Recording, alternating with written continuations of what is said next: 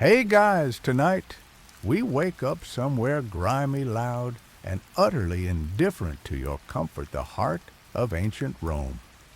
But don't get excited. You're not a senator. You're not even a moderately successful baker. You dropped into the chaos with zero prep, a tunic that itches, and neighbors who yell a lot.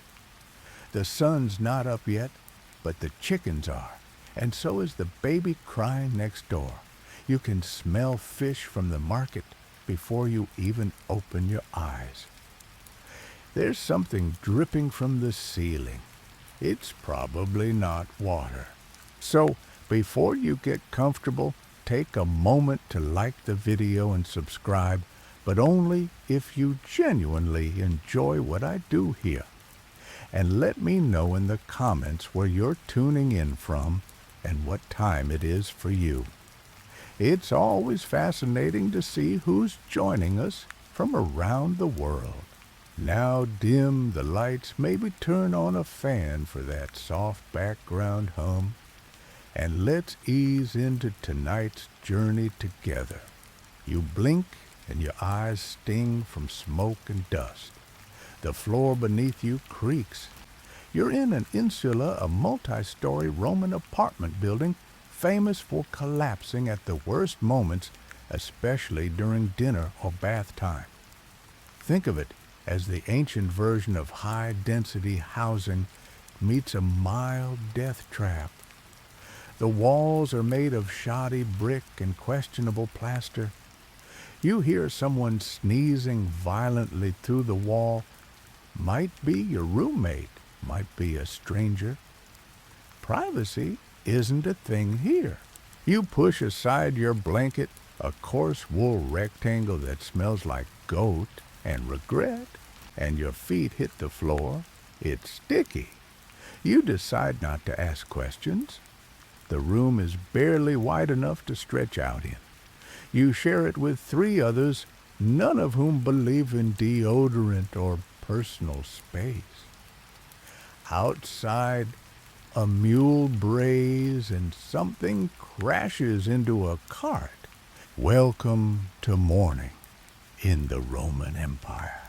The first thing you notice is the smell, a stew of sweat, cooking oil, stale wine, whetstone sewage, and someone's attempt at using incense to mask it all. It doesn't work. You hear footsteps thudding upstairs, someone late for work. A child cries, a dog barks, a merchant screams about bread prices. You haven't even stood up yet, and you're already overwhelmed.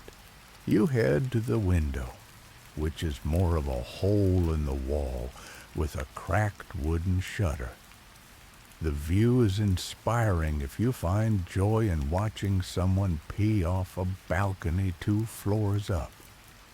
A pigeon glares at you like it's judging your life choices. Down in the street, life is already happening. A woman is arguing with a fruit vendor over bruised pomegranates.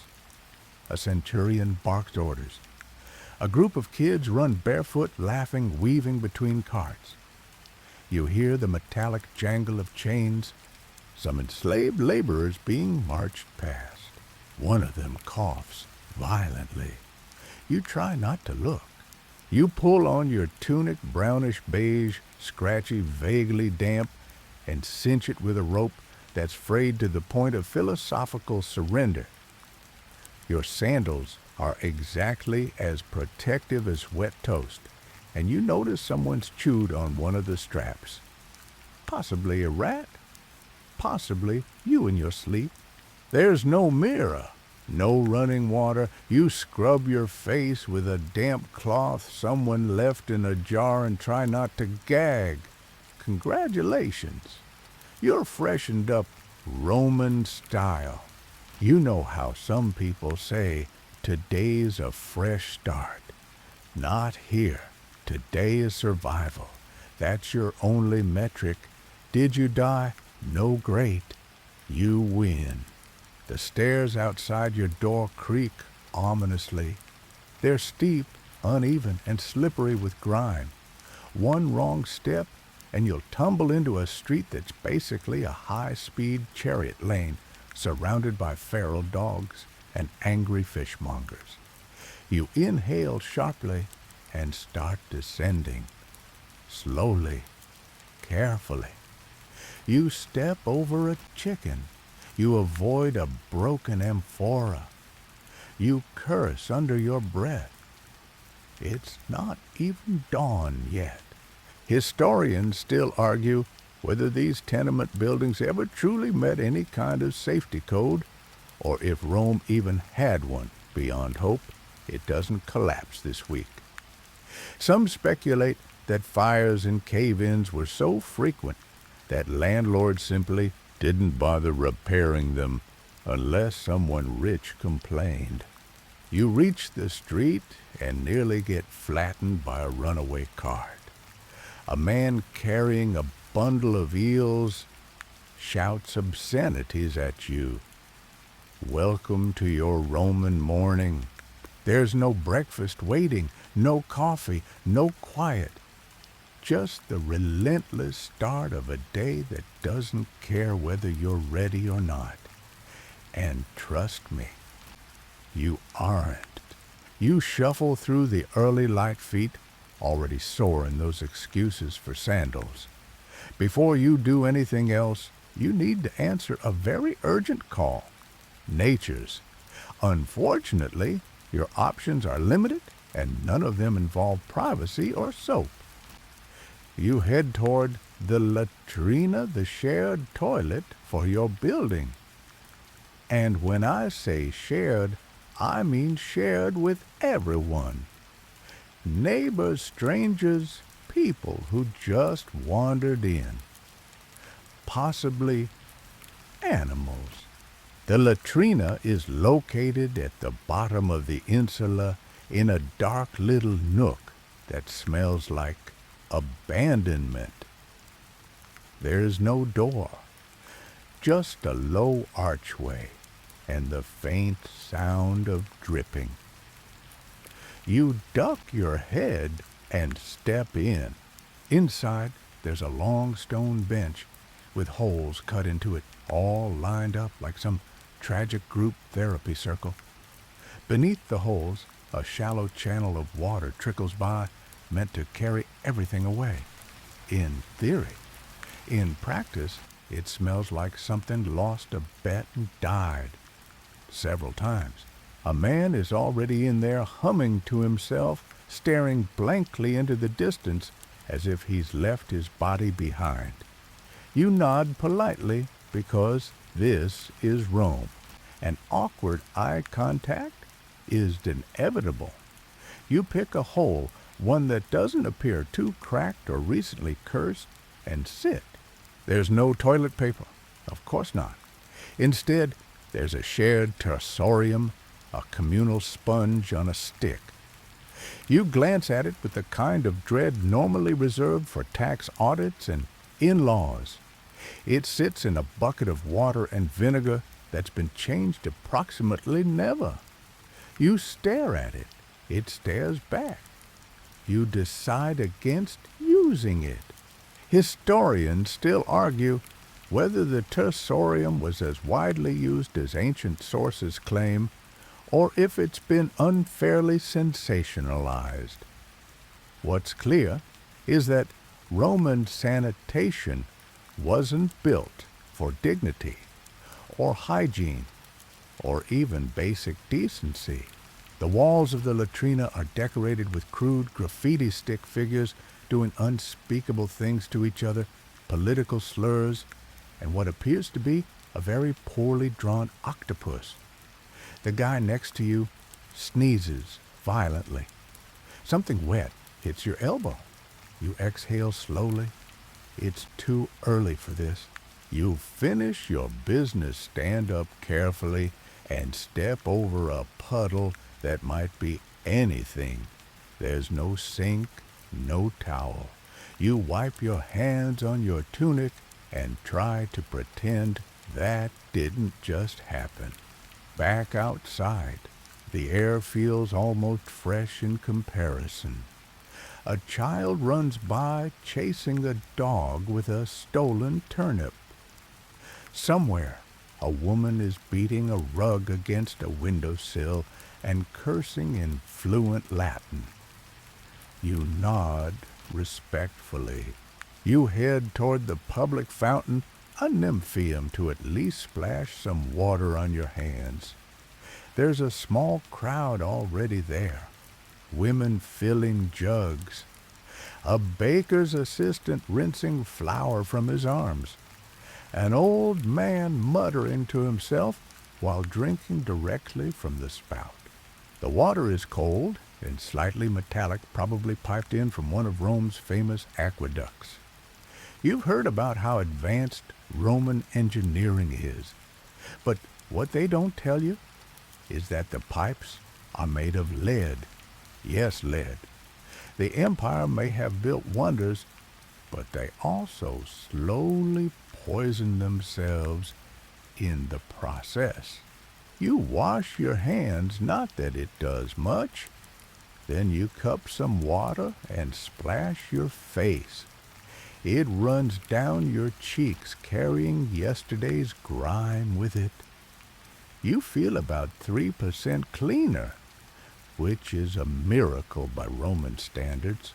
Someone pushes past you a man with a cart full of pickled fish, shouting about his unbeatable prices. You get a whiff and nearly gag. Breakfast in Rome is less delicious start to the day and more try not to vomit on your sandals. You make your way to the nearest papina, a dingy little food stall that sells breakfast to people who hate themselves. The menu is simple stale bread, olives, and possibly cheese. You ask for the cheapest option hand over a small coin and receive something that resembles a rock with seasoning. You chew slowly, trying not to crack a tooth. The olives are sour, the bread is dry, and there's a suspicious green tint to the cheese. But it's food, technically. Behind you, someone's arguing about the grain supply again. It's a favorite topic in Rome right after politics, and which senator is secretly broke. Grain prices affect everyone, and when supply runs low, people get cranky. And by cranky, I mean violent. You finish your meal and toss the remaining crumbs to a nearby pigeon who refuses them. Even the birds are picky here. As you stretch your back and prepare for whatever disaster the day holds next, you hear a distant shout. Something about a sewer collapse near the Forum. Typical. You'll avoid that route if you can, but you probably won't. Rome doesn't care that you just survived the latrina. It has a full day planned for you, and none of it includes rest. You rub your stomach, which is already regretting the breakfast decision, and trudge toward your work assignment for the day. The streets are busier now, but don't mistake that for cheerful activity. It's more like a mildly controlled stampede of humans, animals, carts, and the occasional rogue chicken. The smells thicken with the heat, fish guts, manure, smoke, and something vaguely medicinal that makes your eyes sting. Your job, that depends. Today, you're a brick carrier. Yesterday, you were hauling wine amphorae for a tavern. The day before that, you cleaned out a flooded storeroom full of spoiled garum. Yes, fermented fish sauce. You're multi-talented like that. A foreman stands near a half-constructed bathhouse, barking orders like a man whose entire personality is made of neck veins and rage. You report in, receive a nod that might mean you're late, or I forgot your name again, and get handed a bundle of rope to tie around your waist. It's time to move bricks. Again. You lift your first load immediately aware of how underfed and overworked your body is. Roman construction is a beast. Stones are massive. Mortar is questionable. Safety gear, non-existent. You have a tunic, sandals, and a prayer to Mercury god of travelers, thieves, and guys trying not to drop bricks on their feet. Historians still argue whether Rome's working poor truly had job security, or if they were just disposable labor. One thing is certain, the city ran on their backs, literally. As you haul bricks up a shaky wooden ramp, your sandals slip slightly. A man behind you curses. Another in front loses his grip, and a brick clatters down narrowly, missing someone's skull. No one even pauses. This is normal. The smell of sweat dust and hot stone clings to everything. You pause briefly to breathe, wiping your forehead with your sleeve. The sun's climbing higher, and already it feels like you're inside a clay oven that someone forgot to turn off. You glance at the sky and hope for a breeze. You get a gust of ash from a nearby forge instead. Close enough. Someone nearby is singing a work song off-key and vaguely threatening. A group of workers pause to drink water from a communal jug. You consider joining them until you remember the jug was also used to wash someone's feet yesterday.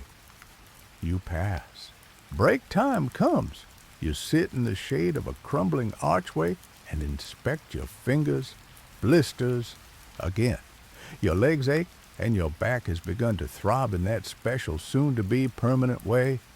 The guy next to you offers a fig. You accept. It's mushy but sweet. Probably the best thing you'll eat all day.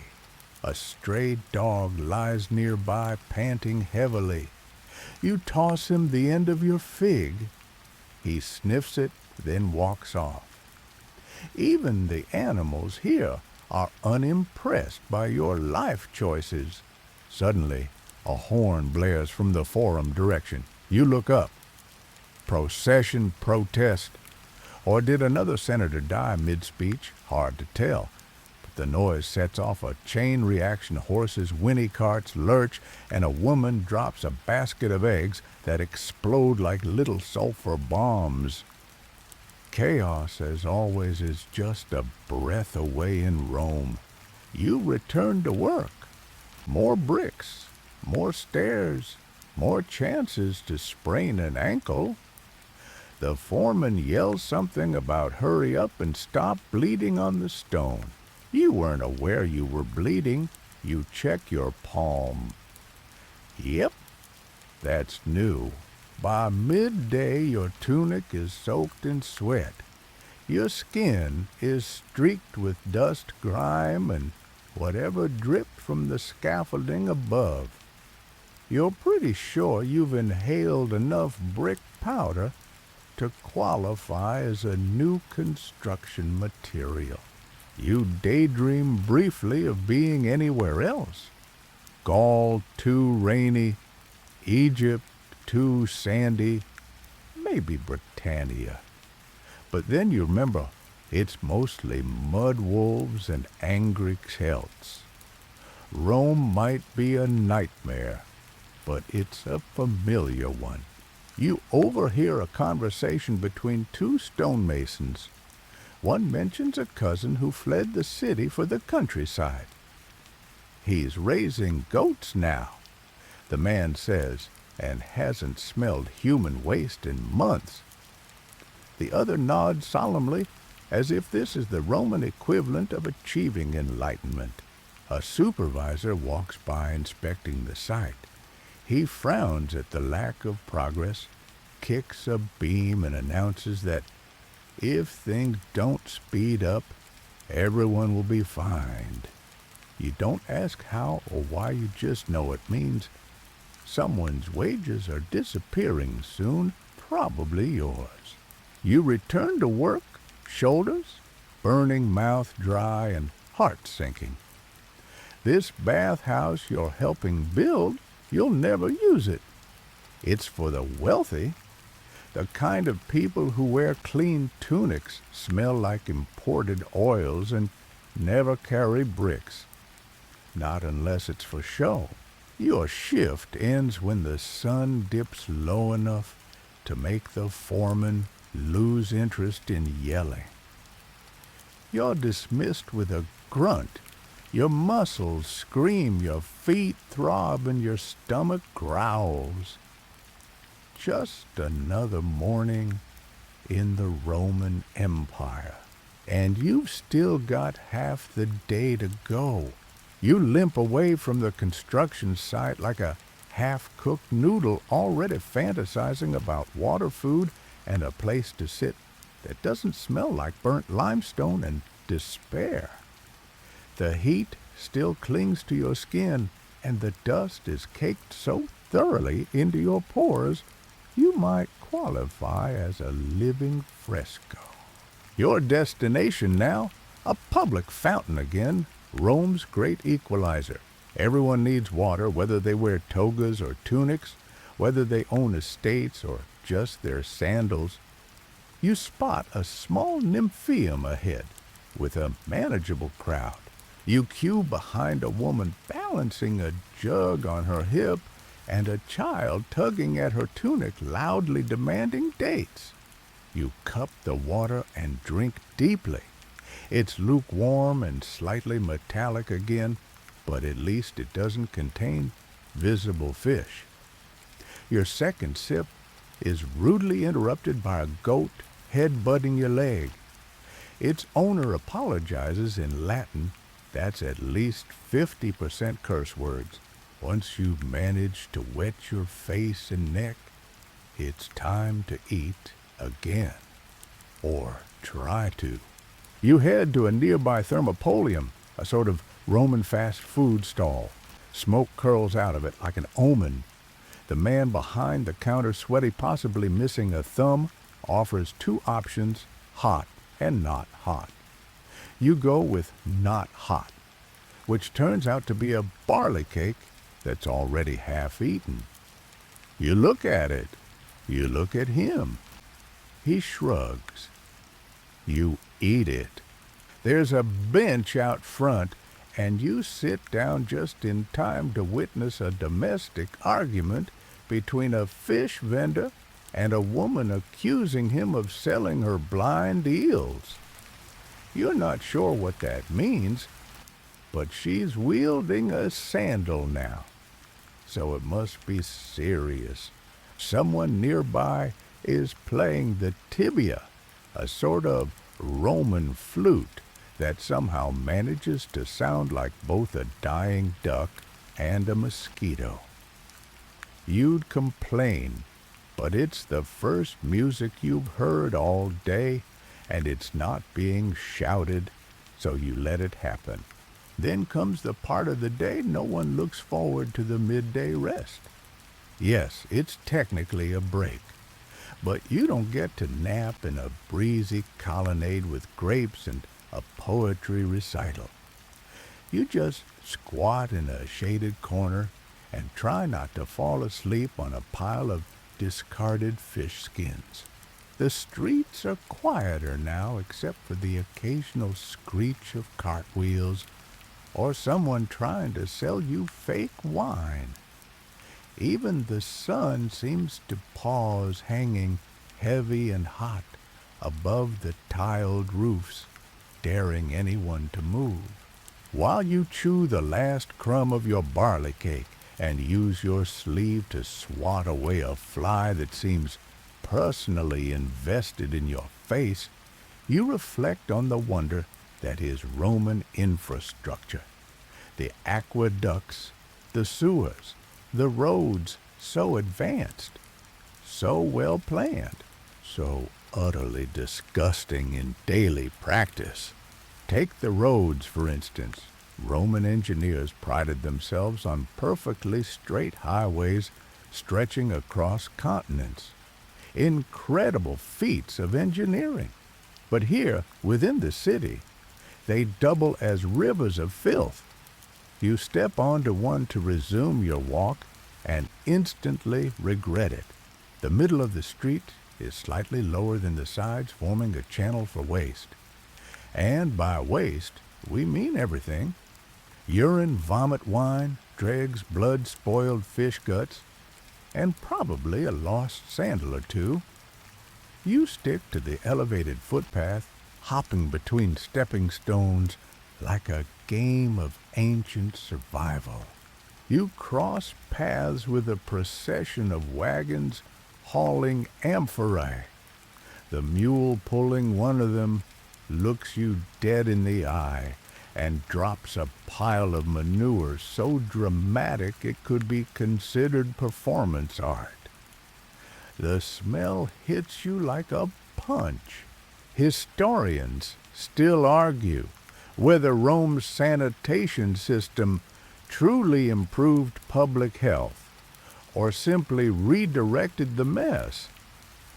One thing's certain, you can always smell what's cooking in Rome, and it's not just dinner. Up ahead, a vendor with a cart full of mystery meats waves you over. You don't make eye contact. Last time you tried street meat, you were up all night talking to Jupiter through a bucket. Another corner brings another hazard runoff from a dye shop. The gutters glow slightly purple, and your left sandal now smells like vinegar and despair. Two children splash through it laughing. You step carefully around them, making a mental note to burn this tunic later. You pause at a crossroads where four roads meet, and a statue of Mercury watches over the chaos. Someone has placed a wreath of garlic around its neck, likely an offering, or maybe just wishful thinking. From here, you can see the Forum in the distance. You won't go there? That's where important people are. You're heading to a job board, a stone slab covered in wax tablets with notices scratched into them. You're hoping for a better gig tomorrow. Something that doesn't require hauling bricks or ducking human waste. But who are we kidding?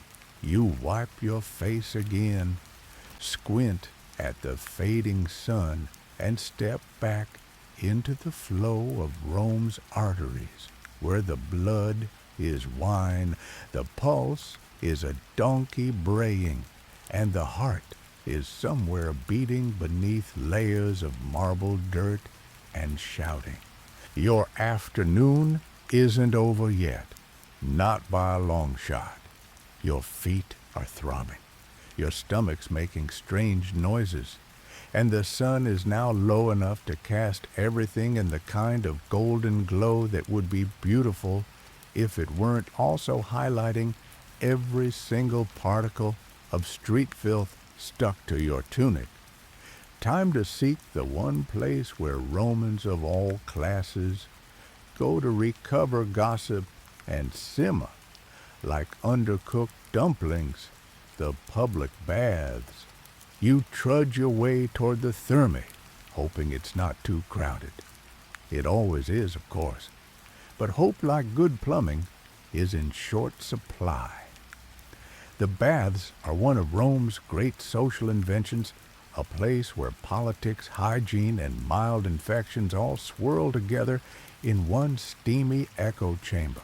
You pay the small entrance fee, hand your clothes over to a slave who immediately wrinkles his nose at them, and step into the apoditarium, the changing room.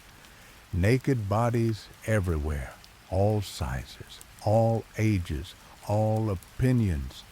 There's a man arguing about grain prices while another is trimming his toenails with what looks suspiciously like a knife. You keep your eyes down and find a spot on a stone bench.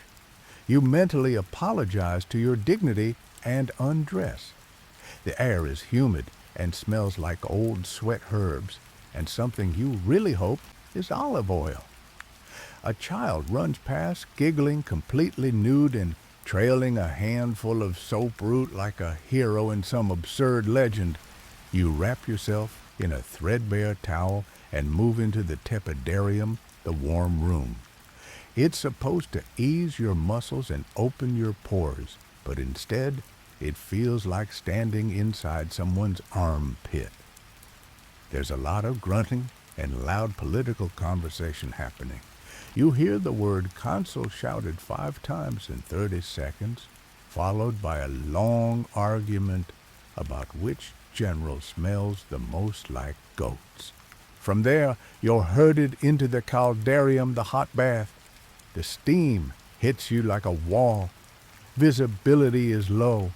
You squint through the fog and see the vague outlines of limbs and facial hair. Someone farts. No one reacts. A man next to you starts cleaning his ears with a stick and offers it to you when he's done. You decline gently and with extreme prejudice. You ease into the water. It's warm, sort of. More tepid soup than relaxing soak. You're shoulder to shoulder with a dozen other men all talking, coughing, or examining their own toes with fascination. You inhale deeply and instantly regret it. The water has passed through too many bodies and too little circulation. Historians still argue whether the Roman bathhouses genuinely improved public health or just gave people a place to swap germs more efficiently. Modern scholars debate the effectiveness of these communal soak sessions, especially given the lack of soap chlorine or filters. A man with a unibrow and an alarming back tattoo begins a rant about corrupt tax collectors while waving his loofah like a weapon. You nod along. You're not sure what he's saying, but he's very damp and very passionate. Eventually, you move to the frigidarium, the cold plunge. This is the part where you pretend to enjoy freezing your regrets off. You lower yourself inch by inch until your heart nearly stops from the shock. It's brisk, to put it kindly. To put it honestly, it's a betrayal of everything warm and good. You sit there shivering, muscles twitching, wondering if your ancestors would be proud or just deeply confused. Probably both. After a few moments, you get out and towel off, using a cloth so thin it's legally a suggestion, and retrieve your tunic, which is now slightly damp and mysteriously crusty around the neckline. The slave offers you a dab of perfumed oil, which you smear under your arms in a valiant but futile attempt to smell like something other than despair. You shuffle out of the thermi half-clean, fully exhausted and mildly dizzy. That's when you remember you forgot your wooden comb on the bench. You debate going back for it, but decide against it. If it's not already stolen, it's definitely been dropped in the caldarium. It's gone. Outside the city has cooled slightly, though the streets are no less chaotic.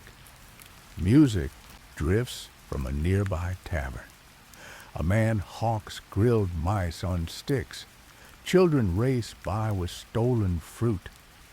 2 women bicker loudly over whose laundry was stolen from the public wash area. You pass a wall covered in graffiti, some crude, some clever, some bizarrely poetic. One reads, "I was here. I am still here, probably regretting it. You relate. At least you're cleanish. And for a brief moment, under the twilight sky of the eternal city, you almost feel human again. Then someone spills fish sauce on your sandal, and the dream dies. You're still wringing a little bathwater from your tunic as you edge back into the street flow, which now pulses with the erratic rhythm of early evening in Rome. You want food, a real meal, something warm and filling that doesn't involve bartering with a man who stores cheese in his armpit. You also want quiet, clean air, a nap, a hug, a miracle. Instead, you get to witness someone being dragged down the street by two guards in dusty armor. His crime, hard to say. Could be theft, could be public urination, could be insulting a statue of Jupiter again. The guards don't explain. They just bark commands and vanish into the crowd with their prisoner. Welcome to Roman justice, swift, brutal, and almost entirely based on your status in society. You pass by the Basilica, a public building where legal cases are heard. Inside voices echo off stone columns as a magistrate listens to two men argue about property boundaries with the kind of fury usually reserved for sibling fights over inheritance. One of them gestures so wildly that his wig, yes, even in Rome, they wore something wig-adjacent, flies off and lands in a water basin. No one moves to retrieve it. You slip inside for a moment, curiosity outweighing exhaustion. You find a bench near the back and sit observing as another case begins, a woman accusing a merchant of watering down his wine. The merchant denies it passionately, then immediately offers to settle for a bribe and half a loaf of bread. The judge considers this, nods, gavel no. He just waves his hand like he's swatting away a fly, and the case ends. You sit there a bit longer, watching the wheels of Roman law turn with all the consistency of a three-legged mule. Historians still argue whether Roman courts were truly the birthplace of modern legal systems, or just the world's longest-running improv show with togas. Legal status is everything here. If you're a citizen, you have rights at least on paper. If you're a foreigner, freedman, or enslaved, the law is more like a suggestion. A suggestion backed by Styx chains and the occasional crucifixion. You shuffle out of the Basilica and into the Forum, the beating heart of Roman public life. People gather here to hear news, make deals, sell produce, and spread rumors like wildfire. Someone's shouting about a senator being caught with someone else's wife, which earns a mix of gasps and yawns, standard Roman scandal response. You walk past a statue of Augustus, his stone eyes gazing into forever. A man with a bird on his shoulder is explaining to anyone who'll listen that Augustus once turned into a comet. You don't have the energy to challenge him. Nearby, a group of advocates, Rome's equivalent of lawyers, stand beneath an arch practicing their rhetorical flair by shouting insults at pigeons. They're dressed better than you, but their sandals are just as worn. You turn down a side street and nearly trip over a boy selling curse tablets, thin sheets of lead etched with angry messages meant to be buried or tossed into wells to summon divine revenge. He offers to write one for you, half price, he says, if it's about a love triangle or a stolen goat. You decline, but it's tempting. In the distance, you hear a crowd cheering. Not a riot, not a mob, just court recess apparently, and someone's juggling amphora to lighten the mood. One drops. It explodes in a puff of olive oil and ceramic shards. A man nearby curses the gods. Another offers to lick the oil off the street. You don't stay to see if he does. Justice here isn't about truth. It's about power. Who you know, who you owe, who owes you. You pass a man chained to a post, wearing a sign that reads liar. He stares blankly at the street. Someone throws a crust of bread at him. He doesn't move. Roman punishments are public for a reason: deterrence, shame, entertainment, if we're honest. And if you're wondering whether innocence matters, the answer is only if you're important. You make your way back toward the edge of the forum, head down, trying not to attract attention. You've seen enough. You've learned something, you're just not sure what. Possibly that your best legal strategy is to not get noticed. A little humility, a little silence, a lot of luck. Because, here in the heart of Empire, justice isn't blind. She's just looking the other way. You wander from the forum with a little less faith in humanity and a lot more hunger. The skies deepening into the color of overripe plums and torches are being lit one by one, their smoke curling upward like tired sighs. Rome doesn't sleep, but it does start to soften around the edges at dusk, just enough for you to feel the ache in your bones more acutely.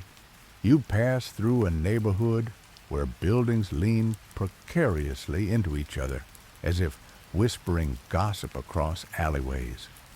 Above you, laundry flaps between windows like defeated flags. You keep walking, eyes peeled for the familiar flicker of a hearth fire behind a curtained doorway. You're not headed home just yet. First, you need to check in with someone.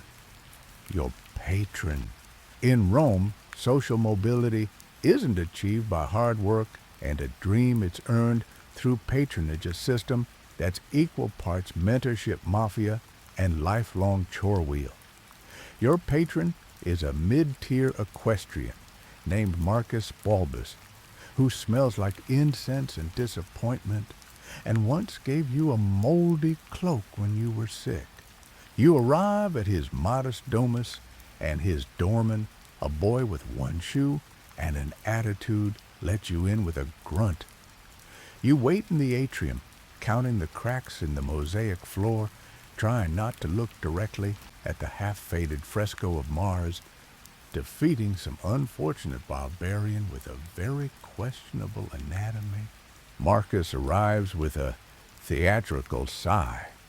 He's wearing a tunic that's just a little too clean for someone who claims to be a man of the people. He offers you a piece of dried fig and launches into a monologue about how he's this close to being invited to dine with a senator. You nod supportively. That's your job.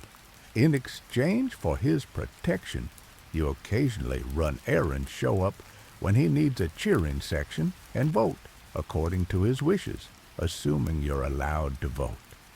Which historians still argue whether people in your class even did regularly, or whether that was mostly a decorative civic privilege. Tonight, he's upset because the rival patron had more clients show up at his son's birthday ceremony. They brought their own lyre player. He huffs, pouring himself some spiced wine. You offer to pretend to be two clients next time if you wear a different hat. He doesn't laugh. Tough crowd. Eventually, he waves you off with a vague promise of a job opportunity soon and the leftover end of a sausage which you take gratefully because your stomach has started chewing itself. You leave his domus just as the street torches flicker brighter. The city has shifted tone. Earlier it was work noise heat. Now it's whispers, shadows, and secrets. You pull your cloak tighter and walk fast. The alleys are narrower here.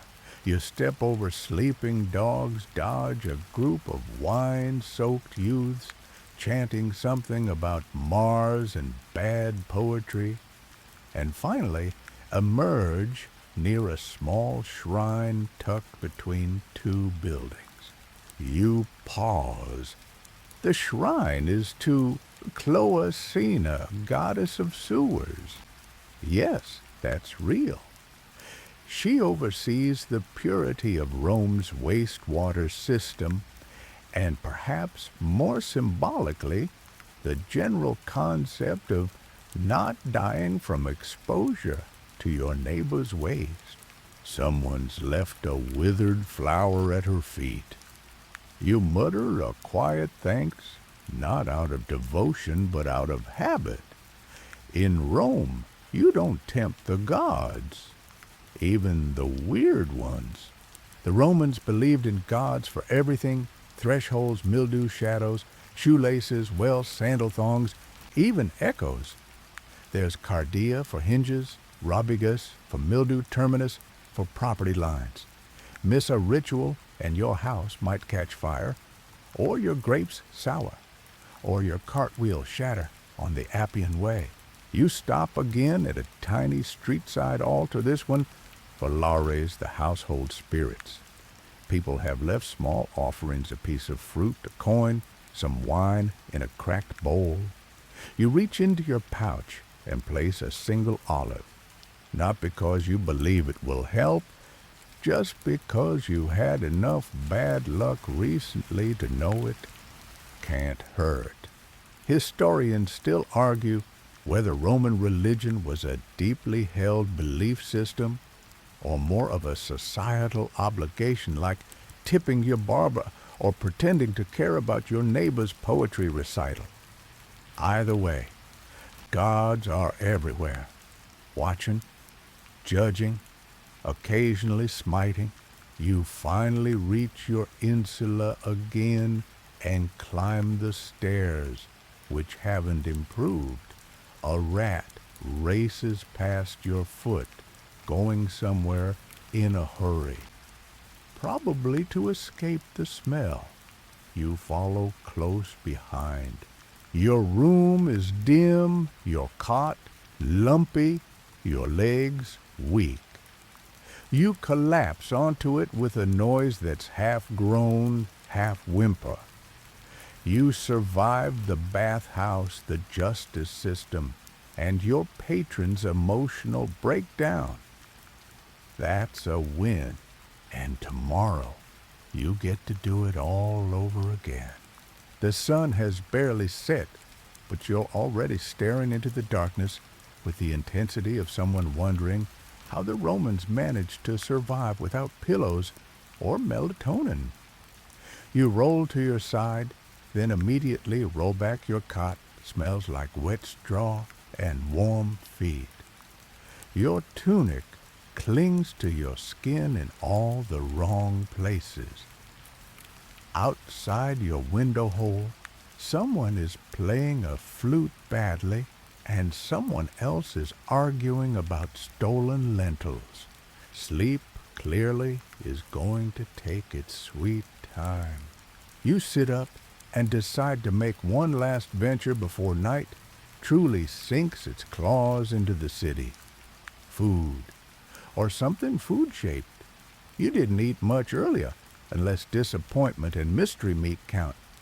So you step back into your sandals, still damp from an encounter with sewer runoff, and head toward a nearby papina, one of those narrow Roman taverns that manages to be both lively and deeply unhygienic at the same time. The door creaks as you step in. The air is thick with smoke, sweat, and cheap wine. A man with a crooked nose is loudly reciting a love poem that rhymes Venus with very cleanest, while two others argue over who invented lentils. The proprietor, a woman with arms like amphorae and eyes that say she's seen things, waves you to a seat. The cena or dinner is in full swing for those who can afford it. For the rest of you, there's a thin vegetable stew that might have once included meat and some bread that was probably fresh during the last consulship. You take what's offered and eat slowly. Each bite is a game of culinary roulette. There's wine too, Posca, a tart mixture of vinegar water and herbs that Roman soldiers drank to stay hydrated and slightly miserable. You sip it, your mouth puckers. You keep sipping anyway. Across the room, someone is retelling a story about a man who insulted a Vestal virgin and ended up publicly executed. The storyteller pauses mid-sentence to burp, then resumes as if nothing happened. Everyone laughs, including you, though you don't know why. The woman beside you, older, sharp-eyed, leans over and says, "You look like a man who stepped in something unfortunate." You glance down. She's right. You have. You nod solemnly. Twice today? You reply. Historians still argue whether the average Roman truly considered these taverns essential social hubs or simply tolerated them out of necessity. What's clear is that they were the place where class lines blurred, stories spread, and at least once a week, someone lost a tooth over a dice game. Speaking of which, a game of tally Roman knucklebones is happening at a nearby table. The clack of bones against wood, the curses, the cheers. It's oddly comforting. One man bets a chicken, another bets what he claims is a senator's comb. You decide not to participate. You only have your dignity left, and even that's questionable. You finish your stew mop, up the last of it, with bread that could qualify as a weapon, and lean back against the wall. You close your eyes for a moment and breathe in deeply, then immediately gag.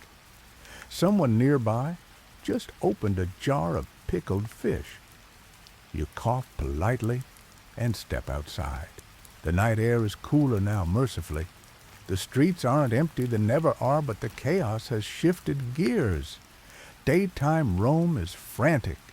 Nighttime Rome is twitchy. People walk faster, laugh harder, fight louder. You pass a pair of lovers whispering beneath an archway, a priest muttering prayers into a cracked lamp, and a boy chasing a rat with a spoon. You turn toward your insula, passing a temple where smoke curls upward in offerings to a god whose name you can't remember.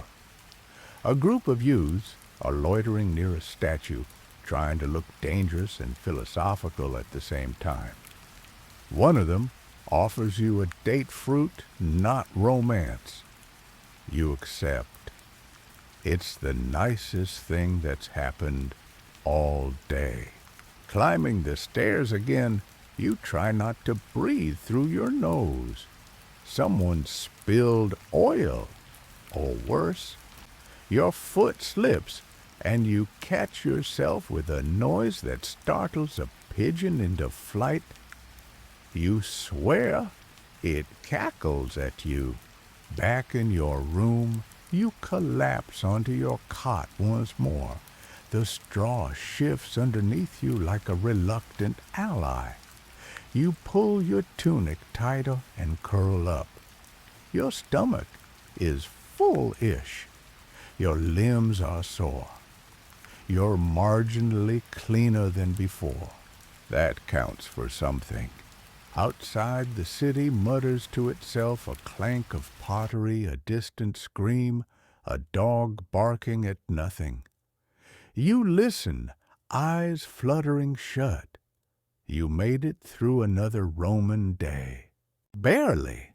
You drift in and out of sleep, twitching with every shout or footstep outside. Somewhere nearby, someone's having a spirited discussion with a chamber pot, and it doesn't sound like they're winning.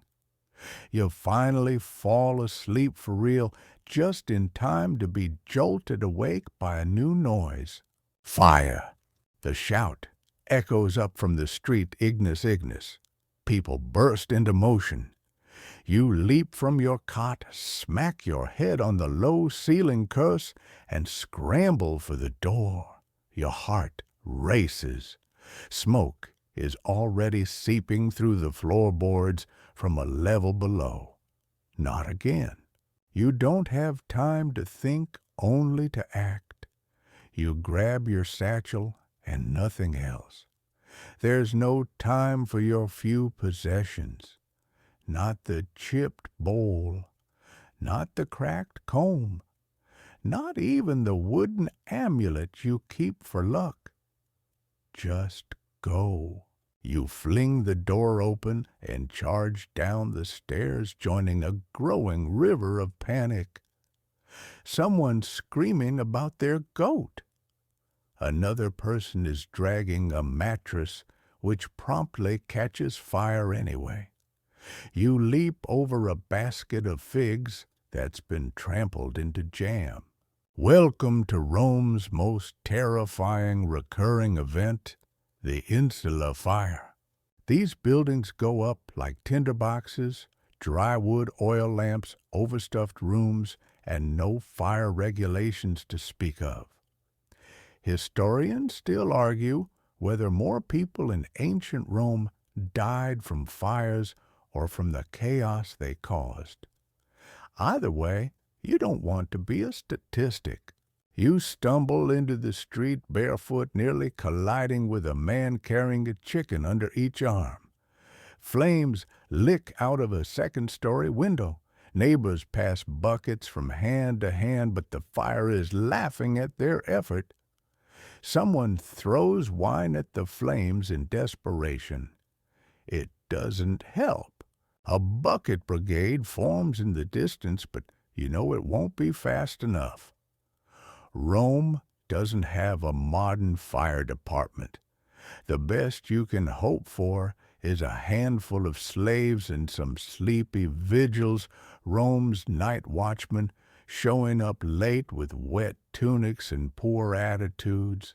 And if they do arrive, well, unless you're rich, they probably won't bother with your building, not unless you bribe them.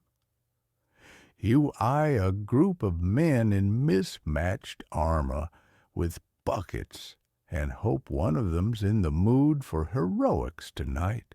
You watch as the fire jumps from roof to roof, the smoke turning the stars into smudges. Heat presses against your skin. You back away. There's nothing you can do. That's the Roman way. Sometimes accept the loss, start again, and maybe file a complaint with a local deity. Eventually, the blaze dies. Not because it's extinguished, because it runs out of fuel. You help someone pull a collapsed wooden beam away from the path.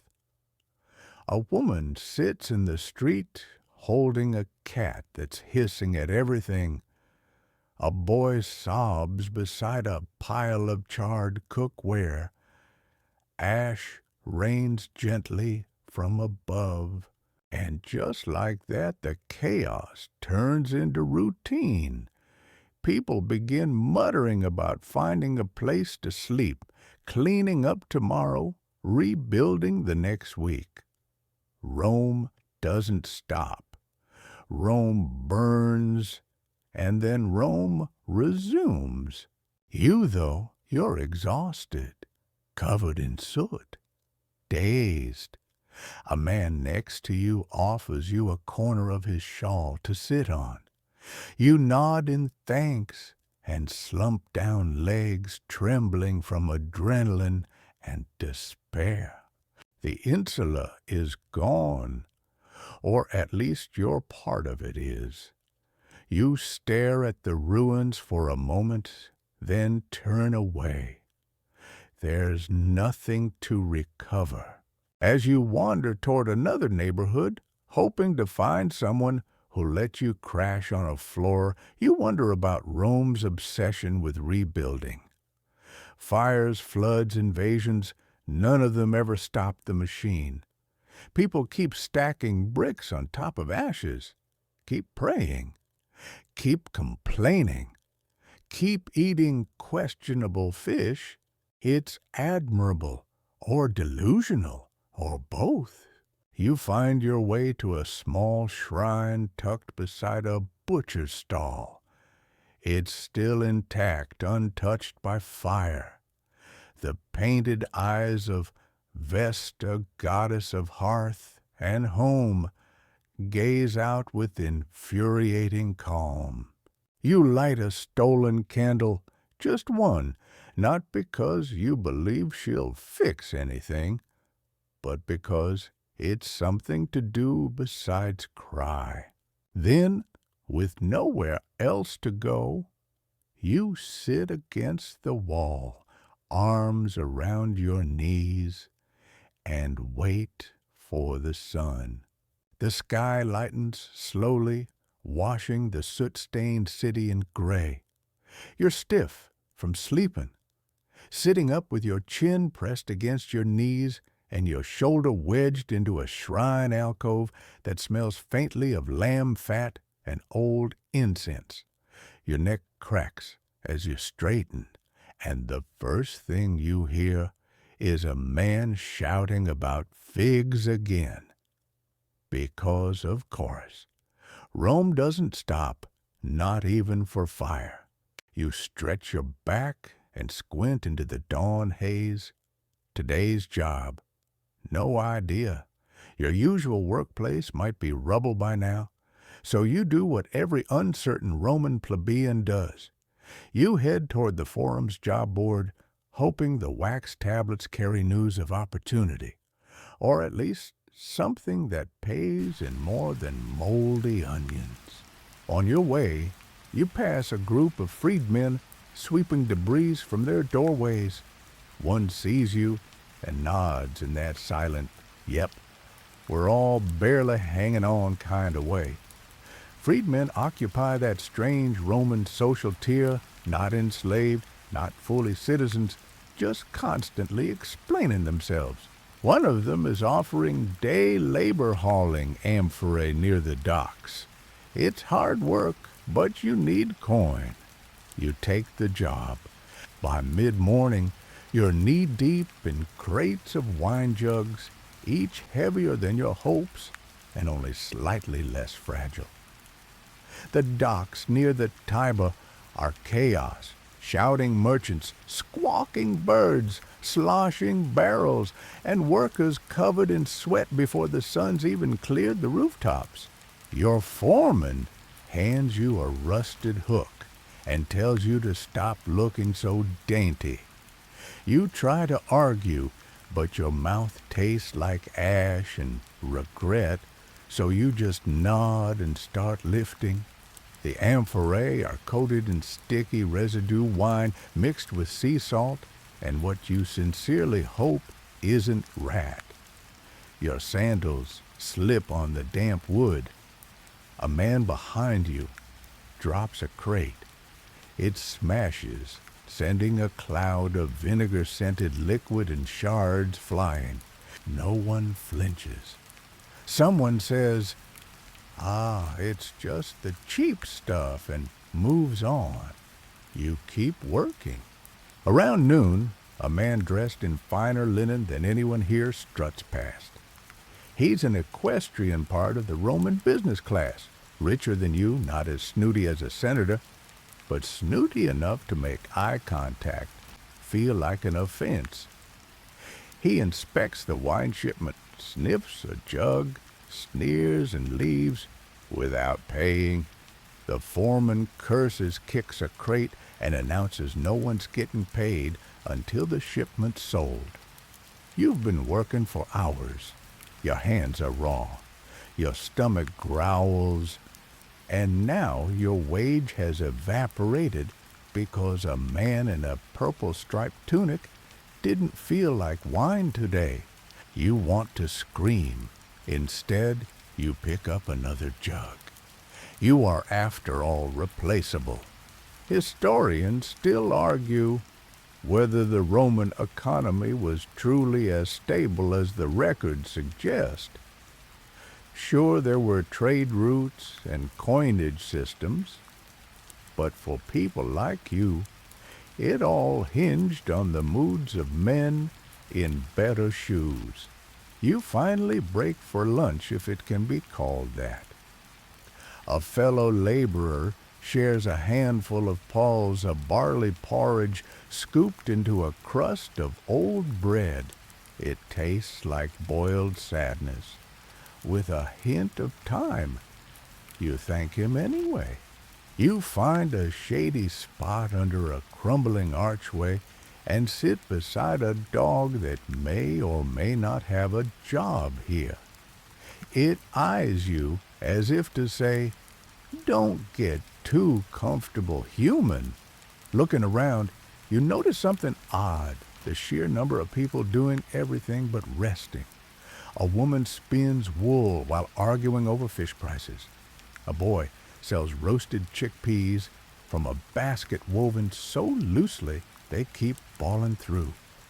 A man paints tiny scenes on pottery while loudly promising he once met Cicero. You start to realize something everyone's hustling. Whether rich, poor, free, or enslaved, everyone is scrambling to get ahead, or at least not fall further behind. In the distance, the temple of Saturn looms its pillars proud against the sky. Beneath it, a crowd has gathered. You wander over, half curious, half desperate for distraction. A traveling preacher stands atop a crate, shouting about fate and fortune and how the gods are tired of your whining. He points at the crowd. You want more, do more, pray more, suffer better. You clap weakly, not because you agree, just because it's over. Walking back toward the warehouse, you step over a beggar, missing a foot, a man who probably worked the same job you're doing until something gave out. You drop a copper coin beside him. He doesn't say thank you, just nods once and keeps staring ahead. The warehouse foreman catches you returning and shouts, "Back already? Good! We've got fish sauce arriving next." Of course you do. Your spine sighs, your knees weep. Your brain starts composing a resignation letter to Jupiter. But you keep moving, because in Rome you either work or you starve. And the gods, they're not hiring. You smell it before you see it. The unmistakable stench of garum fermented fish sauce, and the Roman Empire's answer to flavor and nausea. The dock workers begin shouting as amphorae sealed with wax and wishful thinking arrive on a mule-drawn cart. One is already leaking. Of course it is. You're handed a ladle and a warning. Don't drop it. Don't inhale. And if it gets in your eyes, just make peace with the gods. You start unloading amphora, careful not to let one slip. The clay is slick with brine, and the garum inside is pungent enough to summon tears from a statue. One cracks slightly, releasing a scent that could qualify as a military tactic. Historians still argue whether Romans genuinely loved garum or simply tolerated it like some ancient form of social obligation. What's clear is that it ended up on everything, bread, beans, even fruit. You once saw a man dunk dates into garum like they were cookies. He did not look like he regretted it, but his friends might have. After a few hours, your head is spinning. You're not sure if it's the fumes or dehydration, but either way, you've developed a strong personal vendetta against anchovies. At last, the foreman waves you off, muttering something about siesta. You wash your hands in a nearby basin that hasn't been changed since last Saturnalia, then head toward a quiet alley to escape the fish fog. You need a break, and so do your lungs. You sit beside a crumbling fountain under the gaze of a once grand marble bust, whose nose has long since surrendered to time. A few children dart past playing nuts, and knucklebones laughing as they cheat and accuse one another of divine interference. Their joy feels like an ancient miracle. You nibble on a half loaf of bread you bartered from a vendor with pity in her eyes. It's stale and hard enough to chip a tooth, but it's yours. You eat slowly, gazing at the city's eternal churn. Merchants shout, priests chant. A flute plays something off-key but earnest. Just beyond the square, you spot a group gathered around a street performer. He's juggling torches, which feels bold considering half the neighborhood is still recovering from last night's fire.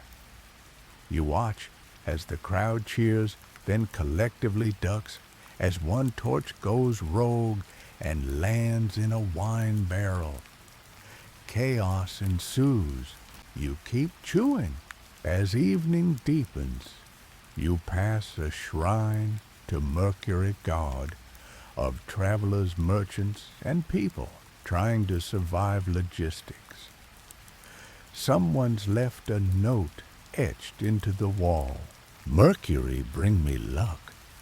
Or at least less terrible luck than yesterday. You nod. Same.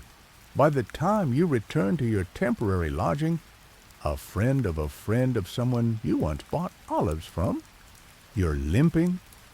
Your hands are blistered. Your mouth still tastes faintly of anchovy trauma. You settle onto a straw mat that's seen better centuries and close your eyes. Just as you're dozing off, the door creaks open and a woman enters muttering apologies. She lives here too. So does her cousin and the cousin's goat. You scoot over. It's crowded. It's noisy, but it's dry. You lie there, listening to the soft snorts of the goat, the rhythmic thud of someone upstairs pacing, and the distant sound of a drunk man trying to remember the words to a love poem about cabbage. You're not comfortable, not safe, not even remotely clean. But for a moment, you realize you've made it through another day. You're still breathing, still moving, still complaining, and in Rome, that's practically a victory. You wake up with goat breath in your face and straw poking through your tunic like nature's tiny spears. The sun's barely risen, but someone's already boiling lentils over a smoky fire pit in the corner. The smoke hugs the ceiling before curling into your nostrils with all the subtlety of a marching legion. You cough. The goat farts. It's a symphony of discomfort. You thank your temporary hosts, who shrug and hand you a cup of watered wine so sour it could strip paint. You drink it anyway because you're thirsty and your standards are now subterranean. Then you step out into the morning chill, stretching stiff limbs and mentally calculating how long you can go before your next proper bath. Answer too long. You look back at the insula, or rather this version of it, a slightly sturdier building than your previous one, but still the architectural equivalent of a crossed fingers prayer. You make a mental note of the nearest escape route in case another fire decides to happen. Because it will. It always does. As you shuffle down the street, you notice a small crowd gathered around a notice board where new laws, announcements, and passive-aggressive graffiti are posted. One man reads aloud an edict about stricter market regulations. A woman snorts. That'll last until someone bribes the inspector with a jar of olives, she mutters. Rome is a city ruled by law, yes, but enforced by convenience. That's not a saying, just a survival strategy. You pause to read the latest, something about grain imports, festival schedules, and a warning about counterfeit coins. You pat your pouch just to make sure your own coins haven't turned into washers overnight. The crowd shifts, revealing a placard advertising a lecture by a minor philosopher named Gaius Crispus. The topic, why Stoicism is the only way to survive the empire without screaming. You consider going, but you're pretty sure it's just a man in a robe telling people to lower their expectations and eat fewer lentils. As you wander further, a street vendor waves you over. He's selling wooden charms, tiny carvings of gods, lucky animals, and what might be an anatomically confused minotaur. You buy one shaped like a beetle, supposedly for good health. It cracks in half before you even leave his stall. You don't take it personally. That's just Roman quality control. Your stomach rumbles again. You walk toward the market where stalls are just setting up. Baskets of figs, amphorae of olive oil, barrels of pickled something. You avoid the stall that's attracting flies like it's a festival. Instead, you buy a cup of porridge barely warm and definitely watery. But it comes with a hint of honey, and that alone feels like luxury. As you eat, you eavesdrop on two old men arguing about whether Julius Caesar actually refused the crown 3 times or just made a show of it. One insists it was theater. The other swears he was there despite looking about 60. You smile mostly because the argument is older than the forum itself. Historians still argue whether Roman historical memory was shaped more by fact or performance. But when even the average citizen can quote speeches and invent conspiracy theories about dead emperors, you realize history here is just another form of neighborhood gossip. Elevated, yes, but still gossip. You wander past the public water fountain, dipping your hands in the cool stream. A boy is bathing a puppy in the trough while an older man complains that people keep throwing turnip peels into the drainage. You help scoop some out. if only to avoid slipping on one again. As the sun climbs, the streets come alive with shouting vendors, braying animals, and the soft percussion of sandals on stone. Rome has no mute button, only volume settings that hover between loud and chariot crash. You dodge a delivery cart sidestep, a fishmonger's apprentice carrying an eel that looks actively murderous, and duck under a rack of hanging tunics that smell like they've been through 6 plagues and 1 mild exorcism.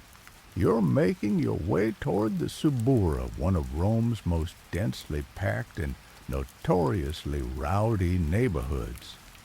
It's where real life happens, far from the temple's marble forums and statues that pretend everything's fine. Here, things are messy, loud, honest. And as you step into the swirling crowd of this human soup spices, smoke sweat, and a very loud woman selling sausages, you realize something strange. You're still here, not thriving, but surviving, which in Rome is sometimes the same thing. The Subura doesn't greet you with open arms so much as it smacks you across the face with a damp tunic and tells you to move faster. It's a tangle of alleyways, tenements, taverns, brothels, barbers, fortune tellers, and the occasional goat wearing a crown of lettuce for reasons no one dares explain. Here, everything happens all at once. A barber is shaving a man's beard while fending off another customer's accusations of sorcery. A boy runs past you with a basket of stolen turnips, chased by a man waving a ladle. Overhead, 2 women shout insults from opposing balconies, flinging laundry at each other like toga-wrapped trebuchets. The scent is overwhelming. Roasting meat, unwashed bodies, burning incense, spilled winefish guts, damp wool, and something definitely dead, but not recent enough to identify. You breathe through your mouth and pretend it's part of the charm. You're here for a reason, though, not just to admire chaos in its purest form. You're on your way to see a street healer, someone rumored to help with the aches and bruises earned by hauling fish jugs and dodging falling bricks. He operates out of the back of a linen shop and goes by the name Aulus the Almost Certified. You find him exactly where expected, shirtless, oily, and surrounded by bowls of herbs, garlic, cloves, and what appears to be goat teeth. He smells like someone crushed mint between 2 sweaty gladiators. Back pain, he asks, not even looking up. Always, you say, rubbing your lower spine. He nods sagely and gestures for you to sit. The stool wobbles beneath you as he mixes a concoction that's mostly olive oil, crushed poppy, and something that might be beet juice or blood. He smears it on your back and begins to press and prod your spine with all the subtlety of a runaway ox cart. Breathe, he says. You try. You really do. But every time he pokes your side, your ribs make a noise like an old wooden door. You yelp. He grins. That means it's working. Historians still argue whether street healers and herbalists in ancient Rome provided legitimate medical relief or were mostly glorified con artists with strong hands and nice tans. Aulus seems to be both. When he's done, he hands you a sprig of rosemary for luck and asks, for 2 coins. You give him one and a dried fig. He accepts this with surprising grace. Outside, the noise of the Subura surges again. You spot a man preaching loudly about Mars being angry and how only sausage sacrifices can restore balance. A woman next to him rolls her eyes and bites into a pear. You turn a corner and almost walk straight into a group of Vigils Rome's night watchmen who also double as firefighters. They're lounging in the shade, tossing dice and eating dates. One notices you limping and asks if you're trying to fake an injury for pity coins. You assure him the limp is 100% authentic. He grunts and goes back to his game. The vigils are supposed to keep order, but in places like Subura, they're more like reluctant referees. They show up late, leave early, and accept bribes faster than you can say, "That's not my chicken." You walk on weaving past beggars, merchants, and a man trying to sell genuine relics of Romulus. You glance at the items, rusty nails, a dog's skull, and what looks suspiciously like a kitchen ladle. You keep walking. A tavern nearby bursts into song off-key and half sloshed. You pause, tempted to step inside, but you know better. This early the wine is mostly vinegar, and the conversation mostly shouting. You press on. Then you see it a public fountain with its lion head spout and cracked marble basin. You sit on the edge and dunk your hands into the cool water. For a moment, the world slows. You watch as a child feeds pigeons with yesterday's bread, an old man plays a flute badly but earnestly, and a young woman braids her friend's hair with practiced fingers. And you remember why, despite the filth, the shouting, the bad fish, and the constant risk of building collapse, people live here. Because somehow through all of it, Rome still breathes, still pulses, still lives. You get up.